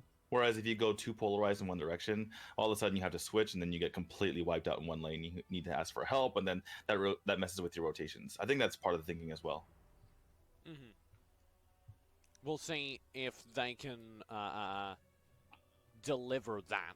I'm just worried the Florentino wins the top lane. I'm just worried it's as simple as that. And this does go with my long-term hatred of Scud. Let's talk about the Zill, though, because we do put so much emphasis on Zain. And to be fair, so does the team. Zain is a good player, don't get me wrong, but he would not be nearly as good as he looks in these games if it weren't for the fact that the North American team enables him like no other team in AOV enables their jungler. Right. Zain is one of the best Zills in the game, though. And does he have a clear target here? He has Hayate. And Hayate can't go invulnerable even if he pops the Kunai Blitz. There's no eye for him, so once Zill gets on top, he pretty much dead as long as you can stick to him. So I think that's a really nice pick to go with that for Zain. Obviously, Hayate can go so far back that Zill basically dies after he jumps in, even if he has the reset and the wind shift. Actually, you know what's really funny is Hayate has such a small health pool that it can actually hurt Zill because he might actually kill him with a tornado, which means he can't get the auto for the extra wind shift or the wind shift reset. And then so Hayate, maybe Hayate wants to die in certain situations faster, so that he guarantees the trade. It's kind of a weird dynamic there with Zill. I'm still just a little bit worried because even if you're blowing up the Hayate in the early game, that's going to get harder towards late. I'm worried that the Zill won't have enough targets because there is so much mobility against him. I trust Zain. The thing I'm more worried about is Beginnings has specifically said to me that he hates playing against Hayate as a melee character. That's why he was so hesitant to pick the bottom. He did go for it in the end because it's so good in general, but Beginnings might be having a few problems dealing with Hayate on the other side. We'll see. It is game number 1 of our second set of day 3. Wow, I got all the numbers right this time. It's North America. That's why I'm so excited and nailing everything. Taking the field against Chinese Taipei Wildcard. What year is it, DJ? 2019. AWC 2019. Nice. I told you. Can't trip me up. I've got caffeine now. I love how you get hyped up on tea, which is like a fourth the amount of caffeine in coffee. Yeah, I'm not very hardcore, I'll be honest. My street cred is an all-time low. I wouldn't trust me around Red Bull, though. Who knows what would happen if I got onto Red Bull. I love how it took 3 days of broadcasting for the ESL Europe team to look at how many Red Bulls I'd consumed and be like, wait, what? Yeah, back in the... You have an unhealthy relationship. Anyway, game number 1 has begun. North America, for now, are playing pretty steady across the map, keeping themselves safe and defensive. Chinese Taipei, by contrast, to open up with some poke. Right, and it's best for NA to stay defensive because you're dealing with a Tula who's great in the early game. Hualin doing a really good job of sniffing out the rotation by Zain. So that really renders that rotation, the fact that Zain cleared his wave so quickly, cleared the jungle so quickly, kind of renders it mute. Or moot, sorry. Yeah. Not mute. Words. Silent. KO playing defense here against the Florentino. That's the matchup I was so worried about for North America. It looks like KO's not even engaging in it. He's just playing hard defense with the lane. Yeah, and that's for a couple of reasons. You don't want to get into a duel with Florentino. You want to get your burst, get out. He also kind of suspected that there was a rotation, and he was correct. Zane will not go in on that Abyssal Dragon. They're just resetting it, continuing to back up with him. I think that's smart. If you look at the positioning of Tura, he was right there to come in with a couple of dashes and go with the Temporal Turbulence, and there were 3 members of Chinese Taipei in the area. So that's just really good game sense, I would say. It's just not worth it. It's not worth it hanging around here. This is what I was talking about with making sure you get back to farming, right? Because if you even sense that you're going to be spending too much time in a specific area and not doing anything, then just give it up and go on to the next thing. Double engage, Kid the focus, he's almost gone. The wind shift wind blade combo is slightly short and Kid survives, but there's a 3-man gank attempt down bottom. They give up, Beginnings drifts away, while Lin is eating some KZ Fox snipes though. That's really big too, because Neo, now that he has level 4, he could potentially jump on him. That gives a lot of room to the NA team. Even chunking people, not getting the kills is obviously a little bit painful, but chunking them down can give them the space they need in order to get some of these objectives. Abyssal Dragon, the focus. Again, Zane's North coming up. America don't feel like they have enough control to pick it up. I feel like they could, because Zane is coming up right now. Maybe they're just trying to get a pick. Oh, the snipe, perfect timing, but there's another dimension to leap. Big damage from the engage from Neo. They get about half HP on Fanta, a little bit less on Janyo, but not enough. Zane will be the focus here on the Abyssal Dragon, as you called. When he leaves the jungle, they just go for it. While Lin doesn't know just yet, here's the full focus. Abyssal picked up. North America walk away with the gold lead. Very well done by the NA team. They were smart to just zone out the entire time. We did see some benefit of tornado, taking Cognar Zane! here.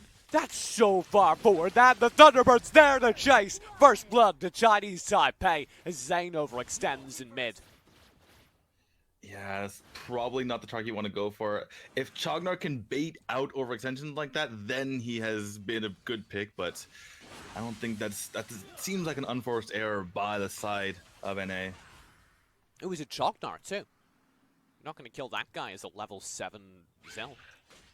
That's what I'm saying. You know, Cognar, I keep bashing on the pick, but if he's gonna bait out overextensions from NA, then suddenly it's worth it. An unfortunate start for Zhang.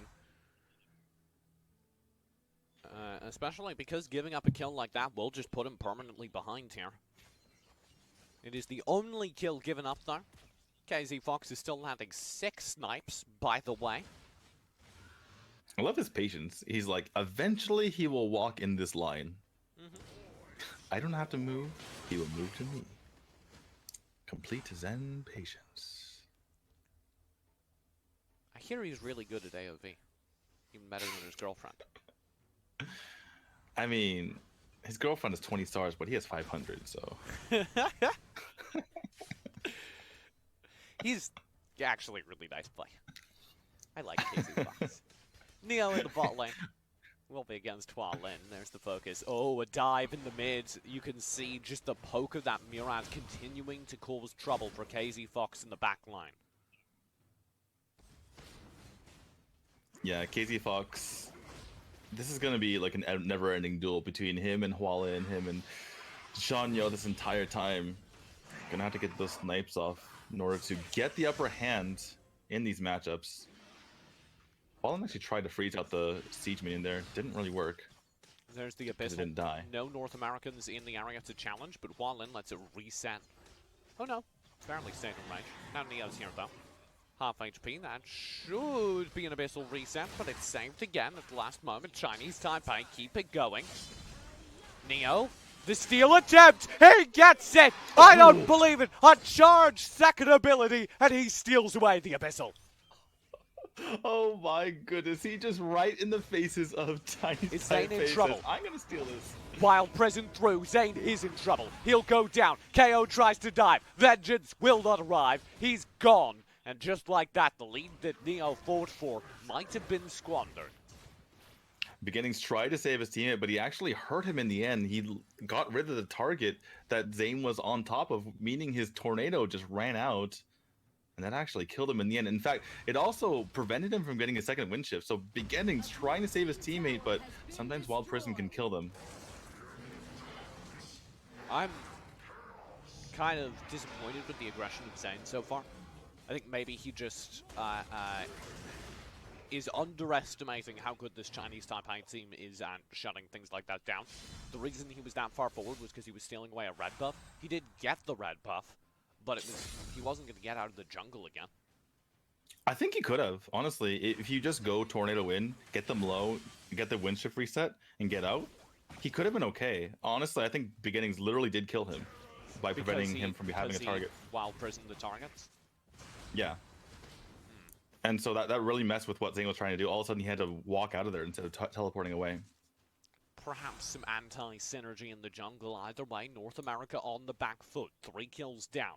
Zane and Neo want a murder bush. Zane will go for the engage. Just some poke onto Fanta. He's not killing the elephant. I don't know why he even trying to go for Fanta. I suppose he realized that they were going to be running away anyway. You know, this is actually, that's one benefit of having Chognar. He just stands on the Sentinel, and he's like, yeah, what are you going to do about it? Chognar ignores Elsu. That's what I was talking about when I said they needed a tank to be able to eat the Elsu snipes, and Chognar is kind of the perfect one to do it. He's so beefy. Here are the jungle invades starting to come through. Zane's losing his jungle up top. KO's struggling to defend it well behind the tower. Kid just dives. The Florentino's been fed. Here's the Abyssal Dragon. Zane and North America kind of need this to turn this round, and they will get it, but it's a small blessing as their high ground tower is being taken in the meantime. Neo's running over as quick as he can to try and intervene, and he will not be able to get the wave in time. It's gone. Mid lane, John Yo connects with the Thunderbird onto Zane. The snipe goes wide, and Jura's here with a temporal turbulence. He shuts down Zane. He shuts down KZ Fox. A double kill for Jura. Just the worst case scenario for North America, because even though, like, not going back let the opposing team get their high ground tower, but not only that, but Chinese Taipei was in position from there to go and flank out and make sure they got the kills onto Zane as they were trying to retreat. So everything went as wrong as it could have possibly gone there. And NA, the rotation just not on point right now, letting Chinese Taipei walk all over them. Dark Slayer will be taken. There's absolutely no one in the area for North America to try and intervene. It's gone. How do you turn this round if you're North America?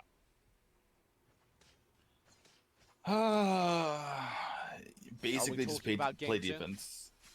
We're not, it's not quite over yet. It's very difficult because once you're behind, both Hayate and Murad have a real easy time of playing offense. Same thing goes with Tulin, by the way. He plays a lot better on offense than on defense. So they really need to just hunker down, make sure they don't give too many towers away, make sure they don't give any free deaths away either. And just clear the jungle camps as well. Make sure that Murad can't get any free temporal turbulences. It's just basically crossing your T's, dotting your I's, and hoping you don't get smashed in the face while you do it. Janyo, Fanta want the pressure through mid. Should be the Dragon, the Drake here as well. It's going to be real hard for Beginnings to stop it. He got the wave clear, but they need to be able to stall up that Drake, and in the meantime, Neo's dueling with such low HP. Oh, he gets it! A kill back over, meeting an even trade. That's not exactly positive, but North America will take it, given how far behind they are, but they must hold this mid tower. The Drake will expire, so they don't need to push forward on this wave, but when the next one comes, Chinese Taipei will push for their second high ground. A 4v4 is fair. North America need to be perfect. KZ Fox already low. Beginnings takes the front lines. That's very far forward, but it works out, and the Wild Prison scares back the remaining Chinese Taipei members. Unfortunately for Beginnings, though, he had actually already cleared the wave by the time he put the Wild Prison on the ground, so that's not going to be available for a little while. If you're North America, you really need to be clearing out these jungle camps, or else Turos are just going to rain havoc all over you. There's that. Abyssal Dragon scooped up. Chinese Taipei wildcard in control. So, NA need to find a way to get something done while Chinese Taipei goes for the Dark Slayer again. That's I don't think they can really contest it. Yeah, I don't think they can really contest it, but they need to commit members all across the map. Maybe they catch Chinese Taipei split up and they can get a pick. Or I guess what they're trying to do is just go 5 on the Dark Slayer. Yeah, seems like what they're trying to do right now. Contest it, which would be bold, but they have the Yeah, and just hope. Yeah, just hope that someone's across the map and you're basically fighting a 5v4 while the other team's debuffed. This has been another good performance for Tura, who looked so good on the Nacroft during Chinese Taipei's first set. Yeah, it seems like those are his comfort characters. High mobility. Going for, yeah, Murad and Nacroft. Good wave clear. Dark Slayer up, Tura to focus on it. KZ Fox, North America, need to do something with this time. They can't get baited, but they might need to contest. And they must know this Dark Slayer is happening, because they simply see too many players pushing towards them to not be suspicious. When you have people just chilling in the jungle like this, you know they're guarding something. Beginnings with the defensive Wild Prison. It's wide. He's in trouble. Dark Slayer's been taken. North America are on the ropes. Wild Beast Fury goes wide. That's 2 ults missed. Kid very low. Zane to try and find the trades. Half HP on Fanta. Jean Yo very low. Forced to pop the Arctic Orb, but the trades there as Hua Lin's Kunai Blitz absolutely decimate 3 members of North America. That's 3 kills to Chinese Taipei. And game 1 looks to be in the back. KO to try and dive, but it's a desperate effort, and it will not change the result. It's 1-0 to Chinese Taipei. Chinese Taipei showing that they are the veteran team, showing that they are the ones who have the experience on this stage. North America with some unforced errors, and that's all it takes for them to fall to their opponents. A very, very strong performance from Chinese Taipei, and they're all smiles. North America on the other side, deadly serious. What needs to change? Was the KO, the Scud, lost the lane, so shout out to me for being right about that, but he's playing as Florentino, everyone loses lane. The game? Yeah. Was it the over-aggression from Zane? Was it a series of small errors? What went wrong? Well, both, right? Because some of those small errors were Zane being over-aggressive. I think he needed to just continue to farm up rather than try to go for those kills. I think what he felt like he was getting some power spikes and that he could go in and try to get some kills. But he kept trying to jump on Fanta because Fanta was the only one showing himself. And shout out to Fanta, honestly. I didn't like the pick from Fanta going on the Chognar, but he played him about as well as he could. Like I don't like the stupid Mowgli stuff where you jump into the back line and try to kill people. All he was trying to do was be a ridiculously hard to kill mobile ward, and every single time that Zane tried to get something happening, Fanta was there to scout it out / take the damage, and that allowed for his backline to stay alive the entire time. Really impressive performance from Neo, and KZ Fox hit a ton of snipes. But even Beginnings seemed a little bit off that game, and I previously lauded him as the bedrock of the team. You know what the funny thing is that was actually Fanta as well, because every single time there was an opportunity to go for a wild charge, Fanta threw out an energy surge and made it so that he couldn't wild charge forward. So there was no target the entire time. Fanta was just basically, he's like, I am a wall and you cannot get past this wall, because if any damage comes on me, then you have no more cooldowns for the rest of the team. I can't believe I'm saying this, but like Chaga was really good that game. Yeah. Fun statistic for you, Tura has won 100% of the MVPs. Every game 5 out of 5. Tura has gotten an MVP. Deserving too. Yeah, he's been real good. Don't go far, we'll be right back with the next game of this series. Chinese Taipei Wildcard blow up game 1. North America have a chance to strike back, but they'll need to clean up their act for game 2.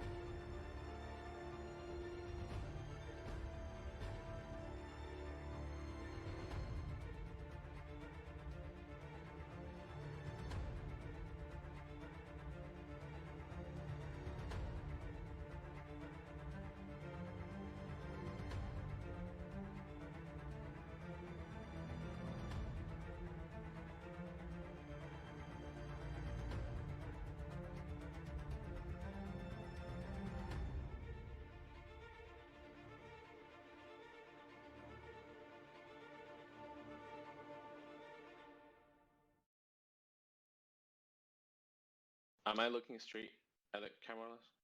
Okay, what about now? Am I looking straight at it? Because it's right here. I see it. Okay.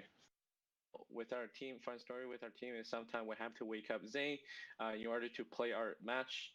Before playing our match, we always have to ask him, is Zane awake right now? So it happened sometime before during our first game during the season 2 our series. That was quite funny.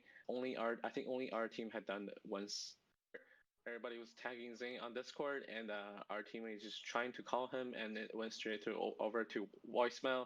So that's when we're gonna know that when we were knowing that he's not going to show up for that day's Valor Series match. 3 hours after the match have all finished, and he finally woke up and asking us. He actually slept in for during that match. I think after that he just turned his phone alarm really loud and making sure that he doesn't sleep through the alarm.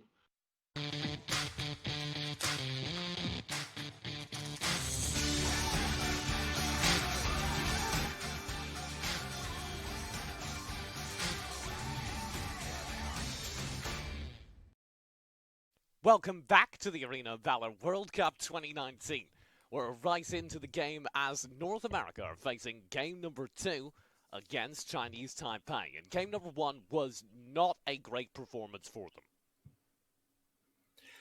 Yeah, you can definitely see the nerves coming out from them. And even though they started off the entire tournament with a reasonable performance against Vietnam, you can see them press a little bit against who we consider to be the top teams in the group. First, it was Thailand, where they went with a weird comp. And that last game, even though some chatters in the chat are saying, like, what are they doing with that comp? I think the comp was fine. I think they were just a little bit jittery, and Zane tried to force these to a little bit too much. It definitely, I don't want to say this, but it definitely looked like nerves. It felt like they were maybe just a little bit uncomfortable with the game. Because they are versus the biggest opponent they've faced yet, the tightest match, and it did look like they were making some mistakes this team wouldn't normally make. Hopefully they've timed them up. We're into the draft already. Chinese Taipei have Darcy, Florentino, Baldum locked again. North America running Yina, Elsu off the bat. Is this deja vu for you? I don't know why they just don't ban Florentino. Because they've not really shown a good way of dealing with it. They got rid of Sephora and Net instead. Yeah. If they... Crazy thought, though. If they ban the Florentino, doesn't a first pick Yina come through?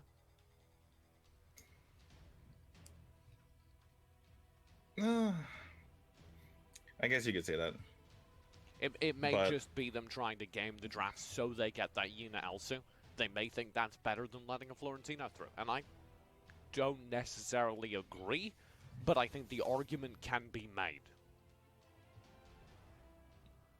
Well, they did pick Chognar, and even though I was convinced by Fanta last game that Chognar can be good, if you play him a very, very specific way, I don't know if we're going to see that from Beg here, because remember, Beg had a really good Chognar in game 1 versus Vietnam, but part of that was because he was a little bit fortunate that they were ahead, which allowed them to time every single Chaos Protection with every single Dimensional Portal.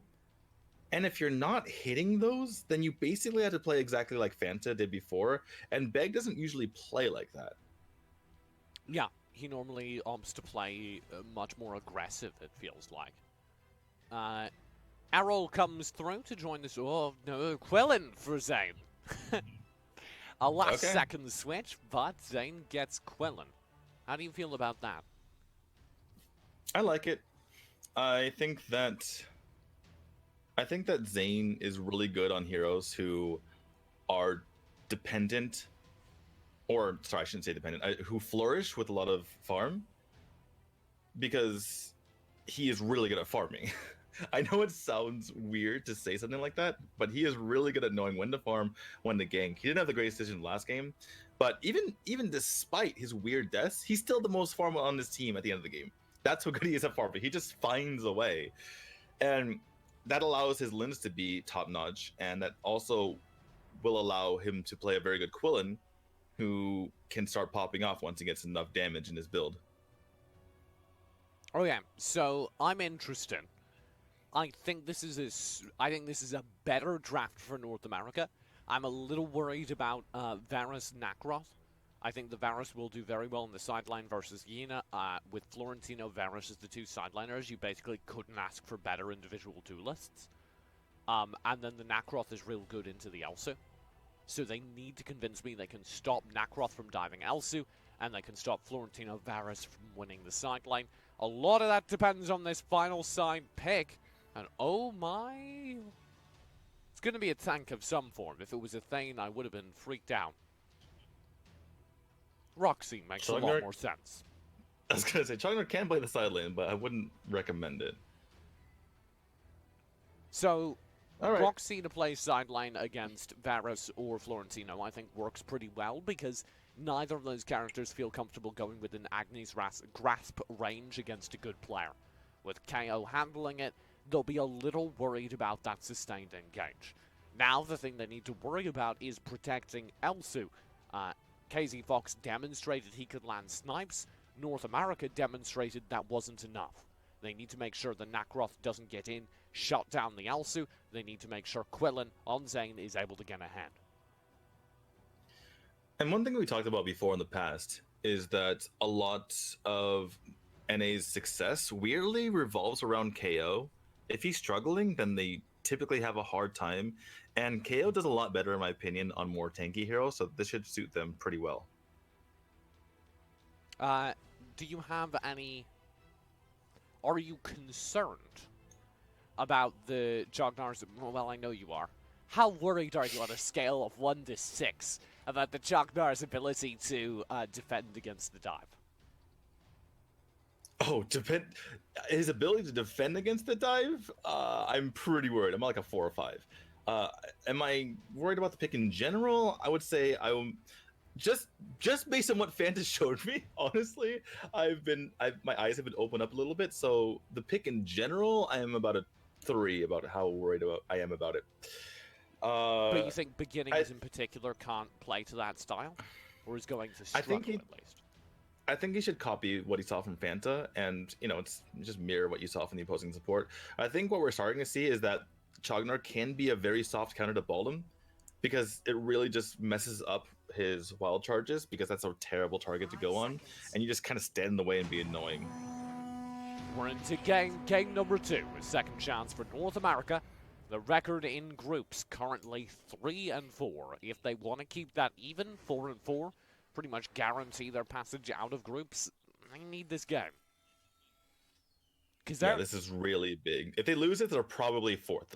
There's probably no better than 4th in this group. But if they get a tie here, they're through the thick of it, right? They played the really good teams. They still have to face Vietnam, right? Yeah, they've already played Vietnam. Yes. They have to play Malaysia. And if NA win this, they're in a decent spot. If they lose this, they're not in a very good spot. Probably still get out of the groups, but 4th place is all but certain for them if they lose this. Fanta Zhang Yao playing aggro already. That's going to be beginnings in KZ Fox's the duel in mid, previously discussed. The Yeena goes down to bot lane, where they'll be dueling a Darcy, while then playing lane, of course, because they have Jura on Nacroth. That might seem wild, but Jura plays one of the best Nacroths I've ever seen. Yeah, they decided to go for the Nacroth to be able to get to the backline like KZ Fox. It was a switch they did last moment. That's why you picked Darcy early, because he's very flexible. I thought he was going to go mid, but obviously we've seen that Varus's preferred position seems to be mid, so they just switched Darcy over to the bottom lane. We've seen the talent of this North American roster. They can absolutely turn this series, win this game. But it's going to be an uphill climb against an opponent as talented as Chinese Taipei Wildcard. And it really starts with this Abyssal Dragon. What are they going to be able to do as it pops up? Or are they going to just ignore it? Beginnings is in the area. Neo had a real good performance game number 1. We'll see if he can pull anything cheeky out of his bag. Again, the whole team's here. They're a little late. Neo goes in. Wallin is tagged low. But North America don't go for it off the bat. Zane's in the area as the Quillen, but he too opts not to engage. They hover, they look for an opportunity, but they don't take it when they don't find it. I like this. I think that they don't necessarily have the late game, but they have a good late game. So I don't want them to force anything to the point where they're basically giving the opposing team an opportunity to take advantage of it.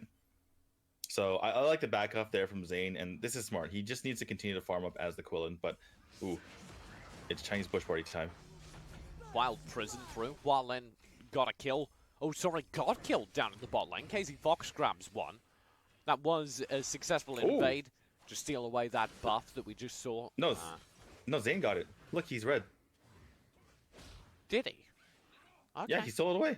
He stole it from the thieves. I apologize. I thought sure I had it, but nicely done by Zane. I shouldn't have doubted him.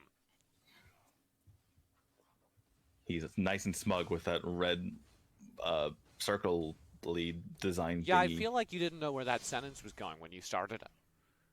No, I knew exactly what I was saying. It's a circly design thingy. All right. Beginnings in the mid lane with his own circly design thingies pulsing out to clear wave. KO up top will be playing defense still against a Florentino. And this is looking a lot better because KO can get away against the gank. He can deal with this. He doesn't have to get completely demolished once a duel comes on top of him. Felt really bad last game as Scud. Kid's clearing wave real aggressive here. KO and Zane can punish him. They're in the area with Beginnings as well, but Beginnings misses, and Vanta's there already with the Wild Prison. Good Kid had to use rotate the from gentleman's North sword. America, though. Yeah, good job. They didn't really lose a whole lot. Zane's going to go back to farming. Kid had to use Gentleman's Soul to get out of there, and that is a panic button that he does not have anymore. Uh-oh. That's fine. Fanta and Janyo in the mid lane will be still easing snipes from KZ Vox. You can see them raining through onto him. But by the way, if you don't play Florentino, never mind. Let me hold that thought for a second. As Abyssal Dragon is under duress. I don't think Chinese Taipei want to take this. You can see Janyo looking for the recall. I think they just kind of want to back up here. But they're not going to do so until they're content that North America isn't going for it. And in the meantime, Kid's going so far as to invade from Mike Golem. Zane, do you get it? Yes, okay. Beautifully done. That's some nice teamwork. So, just to mention earlier, the reason why taking away the ult from Florentino is important, other than it's better than just going for a normal do for him, is because a lot of times you miss your Blossom, and it's a really good panic button to get the extra flowers, because it's really hard to miss the Gentleman's Soul. So, taking that away from him, that's important. Abyssal Dragon, the snipes lined up for it. North America have 2 players, 3 players in position to steal, but Chinese Taipei are wary of that. They back off as well. Zane's in the area. I think both. It's just Punk. Yeah, I don't... Oh. Interesting. He does not have... He's not even close, actually, to the Clava Sancti, which is a really big deal because it ups your crit damage by 62.5%. 62.5 damage, basically. As Quillen, you 100% crit if you hit the back of the opposing enemy. And you start the game, however, with 125% damage on those crits. But Clava Sancti adds, because it adds crit chance and crit damage, it actually raises your crit damage by 62.5%, which is a huge amount. So, until he gets that Clava Sancti, wow, I made that word real American. They're not going to be able to get much damage from his flank burst. And that's a pretty massive thing for a Quillen, because that's the point of having a Quillen. And the reason why Zane's so far behind is these constant invades coming through from Chinese Taipei. They've consistently been able to take that upper quadrant of the jungle. And here, actually, as we speak, is another invade attempt forward. Zane's in trouble on the top side of the map. Tura there and successfully able to steal away his red buff. They're able to steal it away, but they don't kill him, which is a big deal. And the tower down bot goes down. So like you mentioned, Zayn hasn't been able to get the farm that he needs, but there is quite a bit of farm on KZ Fox. So he is doing quite a bit of damage, and that is important as well. Agni's grasp, Kid in trouble, but the tower still goes down. 1 for 1. Chinese Taipei have a full rotate up top. They'll get away with it as well. Neo and Zayn are trying to steal something away. Fanta in the area with Jianyo. 3v3 for the team fight. Fanta half HP. It's a good wild prison to break away. Zayn had already used his ultimate there, so he's going to go ahead and get away at the moment. I like what Zayn is doing. He's picking his spots. He has not tried to really commit to jumping on someone, and because if he did, he probably would have died by now. He wasn't going to get a kill there either. So I really like what Zayn is trying to accomplish here. Just get his farm up. Don't overextend, because they're still ahead in gold. You know, you're still in a good spot. Just keep farming up, and you'll eventually be able to kill them.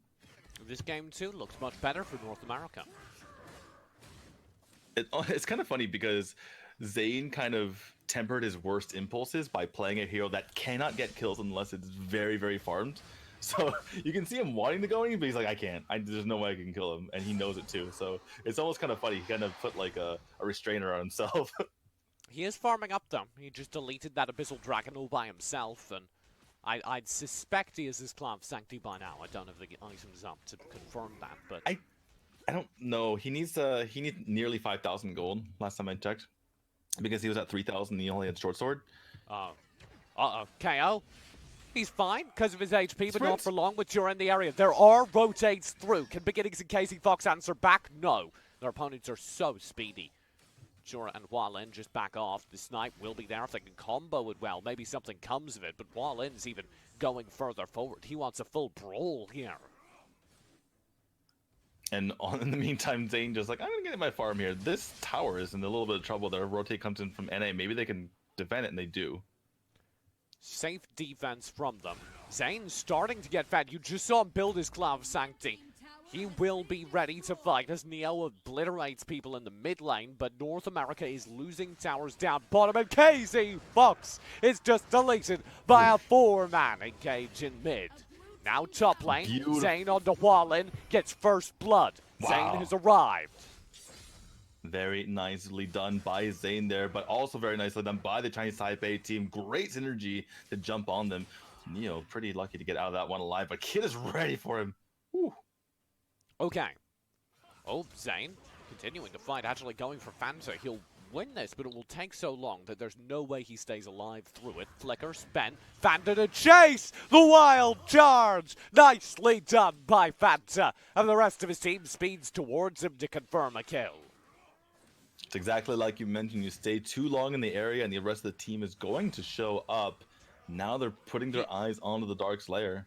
He knew it. He was trying to run away as quick as he could, but there was nothing he could do just because of Fanta's excellent chase. Now the Dark Slayer will be picked up. Tura locks it down. Yeah, you kind of just have to not even take the fight to begin with. He thought, oh, I can, you know, get a little damage on him and then run away, but Wild Charge, it knocks you up and knocks you back and slows you down afterward. And then there's a slow from the Wild Stomp as well. So Zayn was stuck running in mud for a while. Didn't have the cooldowns either to get over the wall quick enough. I was only excited. Uh-oh, Kid in trouble. Chaos Protection will be spent. Kid keeps going. Does eventually go down. I was all excited when Zayn got his first blood. I don't think it was quite the signal I was hoping for, though, as he's not been able to confirm much more. Another kill comes through in mid. That's Neo down. Zayn's hovering, but he doesn't dare go in on that many high HP members. So we talked about Zayn, but Tura is starting a lot of farm as well. Tura just walked into Zayn's jungle and stole a lot away in an instant without even taking much time.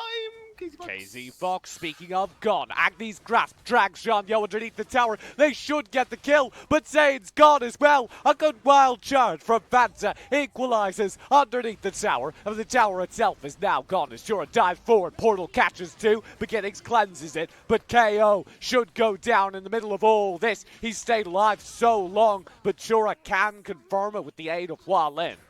Uh-oh, Neo, flicker forward. Does he have the trade? No. Fanta's wild shout, the stop, sorry. It's AoE damage reduction saves him. So KO died in such a big explosion that at the same time we didn't realize, TJ, that Tura died as well in that same fight because there's so much fire on the ground and he started taking power shots as well. So good job by KO by staying alive so long. He actually confirmed the kill on Tura, and that is massive. Buys them a little bit. North America behind though in kills, 7-5 currently. Only 1,000, maybe 1,500 gold behind. So they're in an okay spot. They're not completely hopeless, is what I'm trying to say here. And you're right. This isn't just you and the home team. You're right.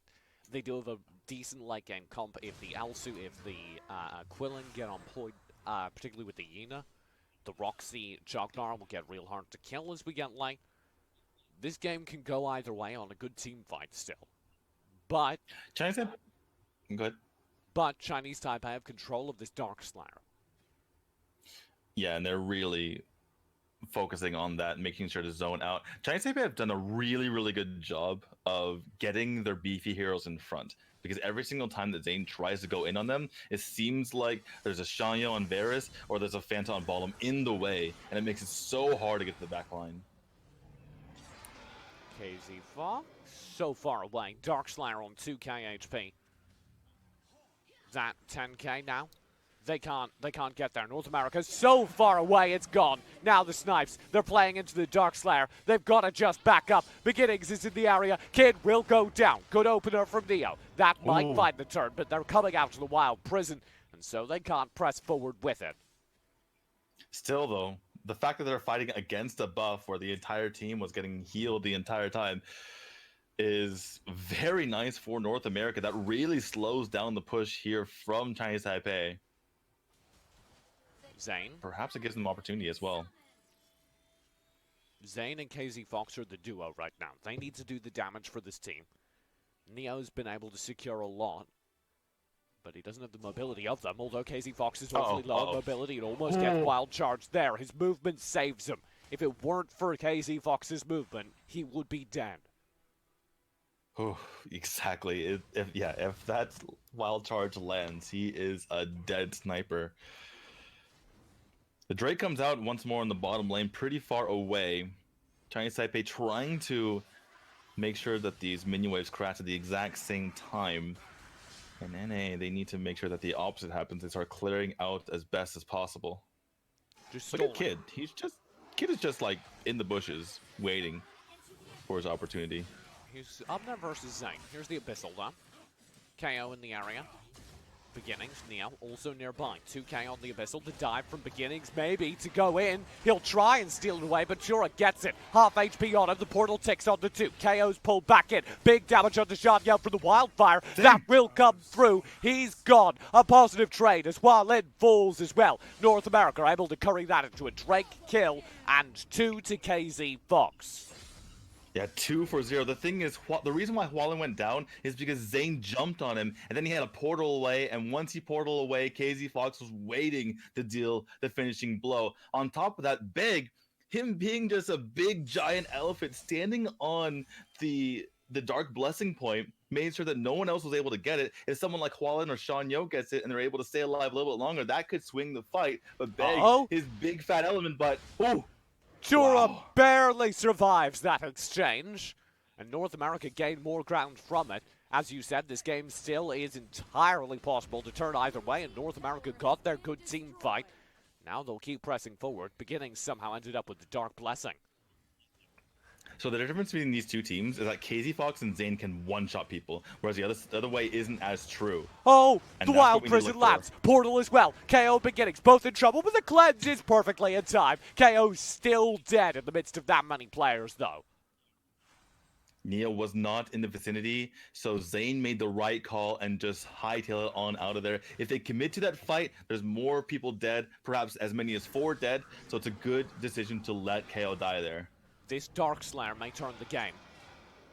Beginnings has got to play it safe. He's wild charged back in. He's all in the middle of this many people. 3 players around him. Chaos Protection will be burnt. KZ Fox gets a kill on the Kid. Very nicely done. Beginnings saved by the Dark Blessing. Will go down for trade, but that's still good for North America, provided they can keep things going. Neo was very far forward there, and it could have all gone wrong. This is time for the Dark Slayer to be taken, which is why Zane pushes forward. Stealth in this bush. I don't think they know he was there, but Fanta still checks it. Zane is playing this excellently here, making sure to only go in when he absolutely can, waiting for that special moment when he can go for the mega kill like we see so often Quillins are capable of doing. But you can't go in unless they're unawares, unless they're off guard. That's what he knows. Dark Slayer, again, has got to be the focus. Fanta will be found out by Zane. Zane is not attacking any kills, any tanks this time. Yeah, he's definitely not. He's only going for Hualin, Tura, and Kid. Those are slightly difficult to kill because of the mobility that they have, but he has more targets than Game 1 now. Yeah. That's what he's going to go for. This is really dicey for both teams because... Yeah. Oh, Yagni's grasp onto Fatson. Not the right target. He will be able to back out. Still about a third HP, now half as the snipe comes through. But that secures ground for North America as they force a recall by the big tank. All 5 congregated here for North America. Kid was down bot for a little bit, so they could have taken that 5v4. Now they spotted him out. North America have equalized this game, not just in kills, but also in gold and map control. Now they're forcing an engaged Tora. On the front line, Jango gets to KZ Fox. That's big damage. KZ Fox doesn't fall down. He gets a kill first. Now the trade's in. Zanyo went down as an exchange. Kid brawling through. Down to half HP. Beginnings finds it. KO with him. They've got the turn. North America low, but Zane stays alive. Fanta and Hualin are the last 2, and Zane's got Hualin. He's got Fanta as well. Fanta got Beginnings, but it's not enough. He won't be able to turn this fight a complete team white to North America, and they're looking for the mid-towers. That could be Gabe right here. I was watching Dane the entire time, just picking his spots that entire wave, just waiting sure to make that he had a target the entire time. He got the reset on Fallen, then he went for the other heroes in there. And Tura, by the way, that Desicle loomed so large right when it went off. Everyone was trying to kill him. 5 seconds on the first respawn. There's the core. Yeah. North America bring back Game 2. It will be a tied series. Oh my goodness. NA bring it back in game number 2. They did exactly what we wanted them to do, which is buy their time for Zane to hit that huge power spike at the end of the game, and he is able to finish off so many resets for him, and Chinese Taipei could not hold on. The North American record stays tied, 4-4 leaving the game. Chinese Taipei get delivered their first loss of the AWC, with Chinese Taipei Wildcard's new record being 5 wins and 1 loss. You know what, TJ? I don't know if North America is going to make it to the semifinals, but I think that this is their first win against Chinese Taipei. I don't know if they're going to get semifinals or not, but this is their first win against Chinese Taipei for any of the Valor Series regions. Am I incorrect there? No, you're right. At the AWC 20... Yeah, no, they got out of groups without beating Chinese Taipei. Thinking back, I cannot remember a Chinese Taipei team ever being defeated by a Valor Series region. So, shout out to North America for making history there, and the tie series here, breaking Chinese Taipei Wildcard's undefeated record, means that North America are much, much, much more likely to get out of the groups. And this composition came together a lot better. Beg did exactly what I wanted them to do, just being a stalwart, not trying to dive the back line like we see a certain player named Mowgli do. Just being a stalwart, being annoying. And that allowed for the damage to come through. KO was able to play the side lane, not worry about dying. Neo was, as usual, a great unit player. And Zane, even though he had 7.5 here, his ability to pop off in the most crucial team fight of the game was what allowed them to win, in my opinion. but great play overall by North America. They take down Chinese Taipei for the first time in international competition. My MVP of the series, without a doubt right now, is Neo. And I know that might sound crazy, but at least of the series, definitely Neo. Well, he did get to play his Bay in Nina, but they gave it to Zane. I don't blame them. Yeah. And honestly, I would say the same thing. The thing is, it didn't seem like he was doing a lot that game, but contrast his play with Soda's play on Quillen in the previous series. There were so many times where I bet it was so tempting for Zane to go in and try to get a kill, but he held off. He held off just a little bit longer. And just when he's about to get those blue balls, TJ, he went in and he got those kills that he's waiting all game to get. I was watching the Facebook chat. Keep an eye on the in-game chat. Here, we need to talk this through. Welcome to the Caster Cam screen. Hi. I was watching the Facebook live chat over at facebook.com/ArenaValor, keeping an eye on the in-game chat. And throughout the series, I was watching a region lose faith in Zane. Game 1 was rough. The Zill didn't really have any targets. He got over-aggressive. Game 2 started rough. Lots of invades into their jungle. I was keeping an eye on Zane, and he like one-shot an Abyssal Dragon. I was like, oh, maybe. And then he got his first kill, and I got real excited, and then it didn't really balance out. And then we got to this last team fight. You can see over there right now, and there was not a doubt in my mind. He was back and ready to do the damage. And the funny thing is, they were still being just slippery little fiends on the other side. He tried to jump on the Darcy and he portaled away. He tried to jump on someone else. He just did some weird thing. He tried to jump on the Croft. Desica went off and he ate the entire Judgment Blade. And he's like, ah! And then finally the kill started coming in. He jumped on the Darcy. He got a little bit fortunate that the Dimensional Walk didn't hit him. Killed him off. Killed everyone else off. And it was really important. We're always going to be biased here. This is the English stream. We're both Valor Series casters. That's the only Valor Series team. But trying to cut through the bias, do you believe this North American team, if they keep playing like that, gets out of this group? And if so, what position? Well, they almost certainly get out of the group, right? Because Japan is now 0-6. They're, a lot of games ahead of Japan. They would have to lose to Malaysia 2-0, but even if they lose to Malaysia 2-0, like how does Malaysia pass them? Because Malaysia's 0-4 right now. You expect them to lose the rest of their matches. Maybe they get a couple games off of Japan.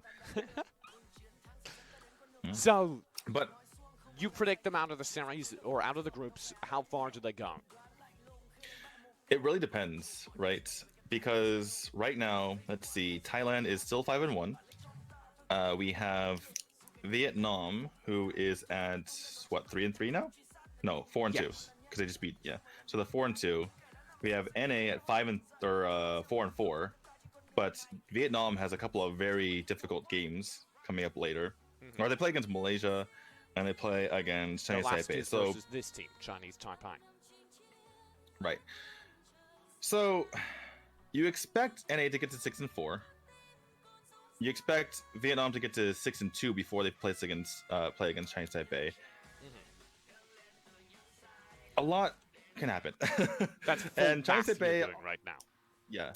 Anyway, the point is it's hard. a lot can happen. A lot is out of their control. But they're, whatever happens, they beat Chinese Taipei.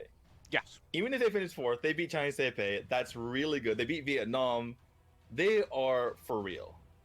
That's what we can say here. That was the first win I felt like North America had to really earn, and my God, did they earn it. That'll be the second win of North America over the A-tier teams in the group, though, and that does put them at a tied 4-4 record, and as Daniel was breaking down, very likely to get out of the group. They'll play once more today, though it may be next morning for many of our viewers. That'll be our second to last game of the day.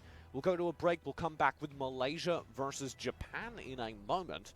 And Japan have already suffered a bit of a loss today, so they'll be looking for a little bit of a return to form. Just a few minutes break in between now and then. Before we go to a break, though, I have been asked to tell you that if you're watching on the Facebook live stream, you don't need to worry about this if you're watching in-game, but if you are watching on the Facebook live stream, we are going to be restarting the stream to comply with Facebook's technical limits.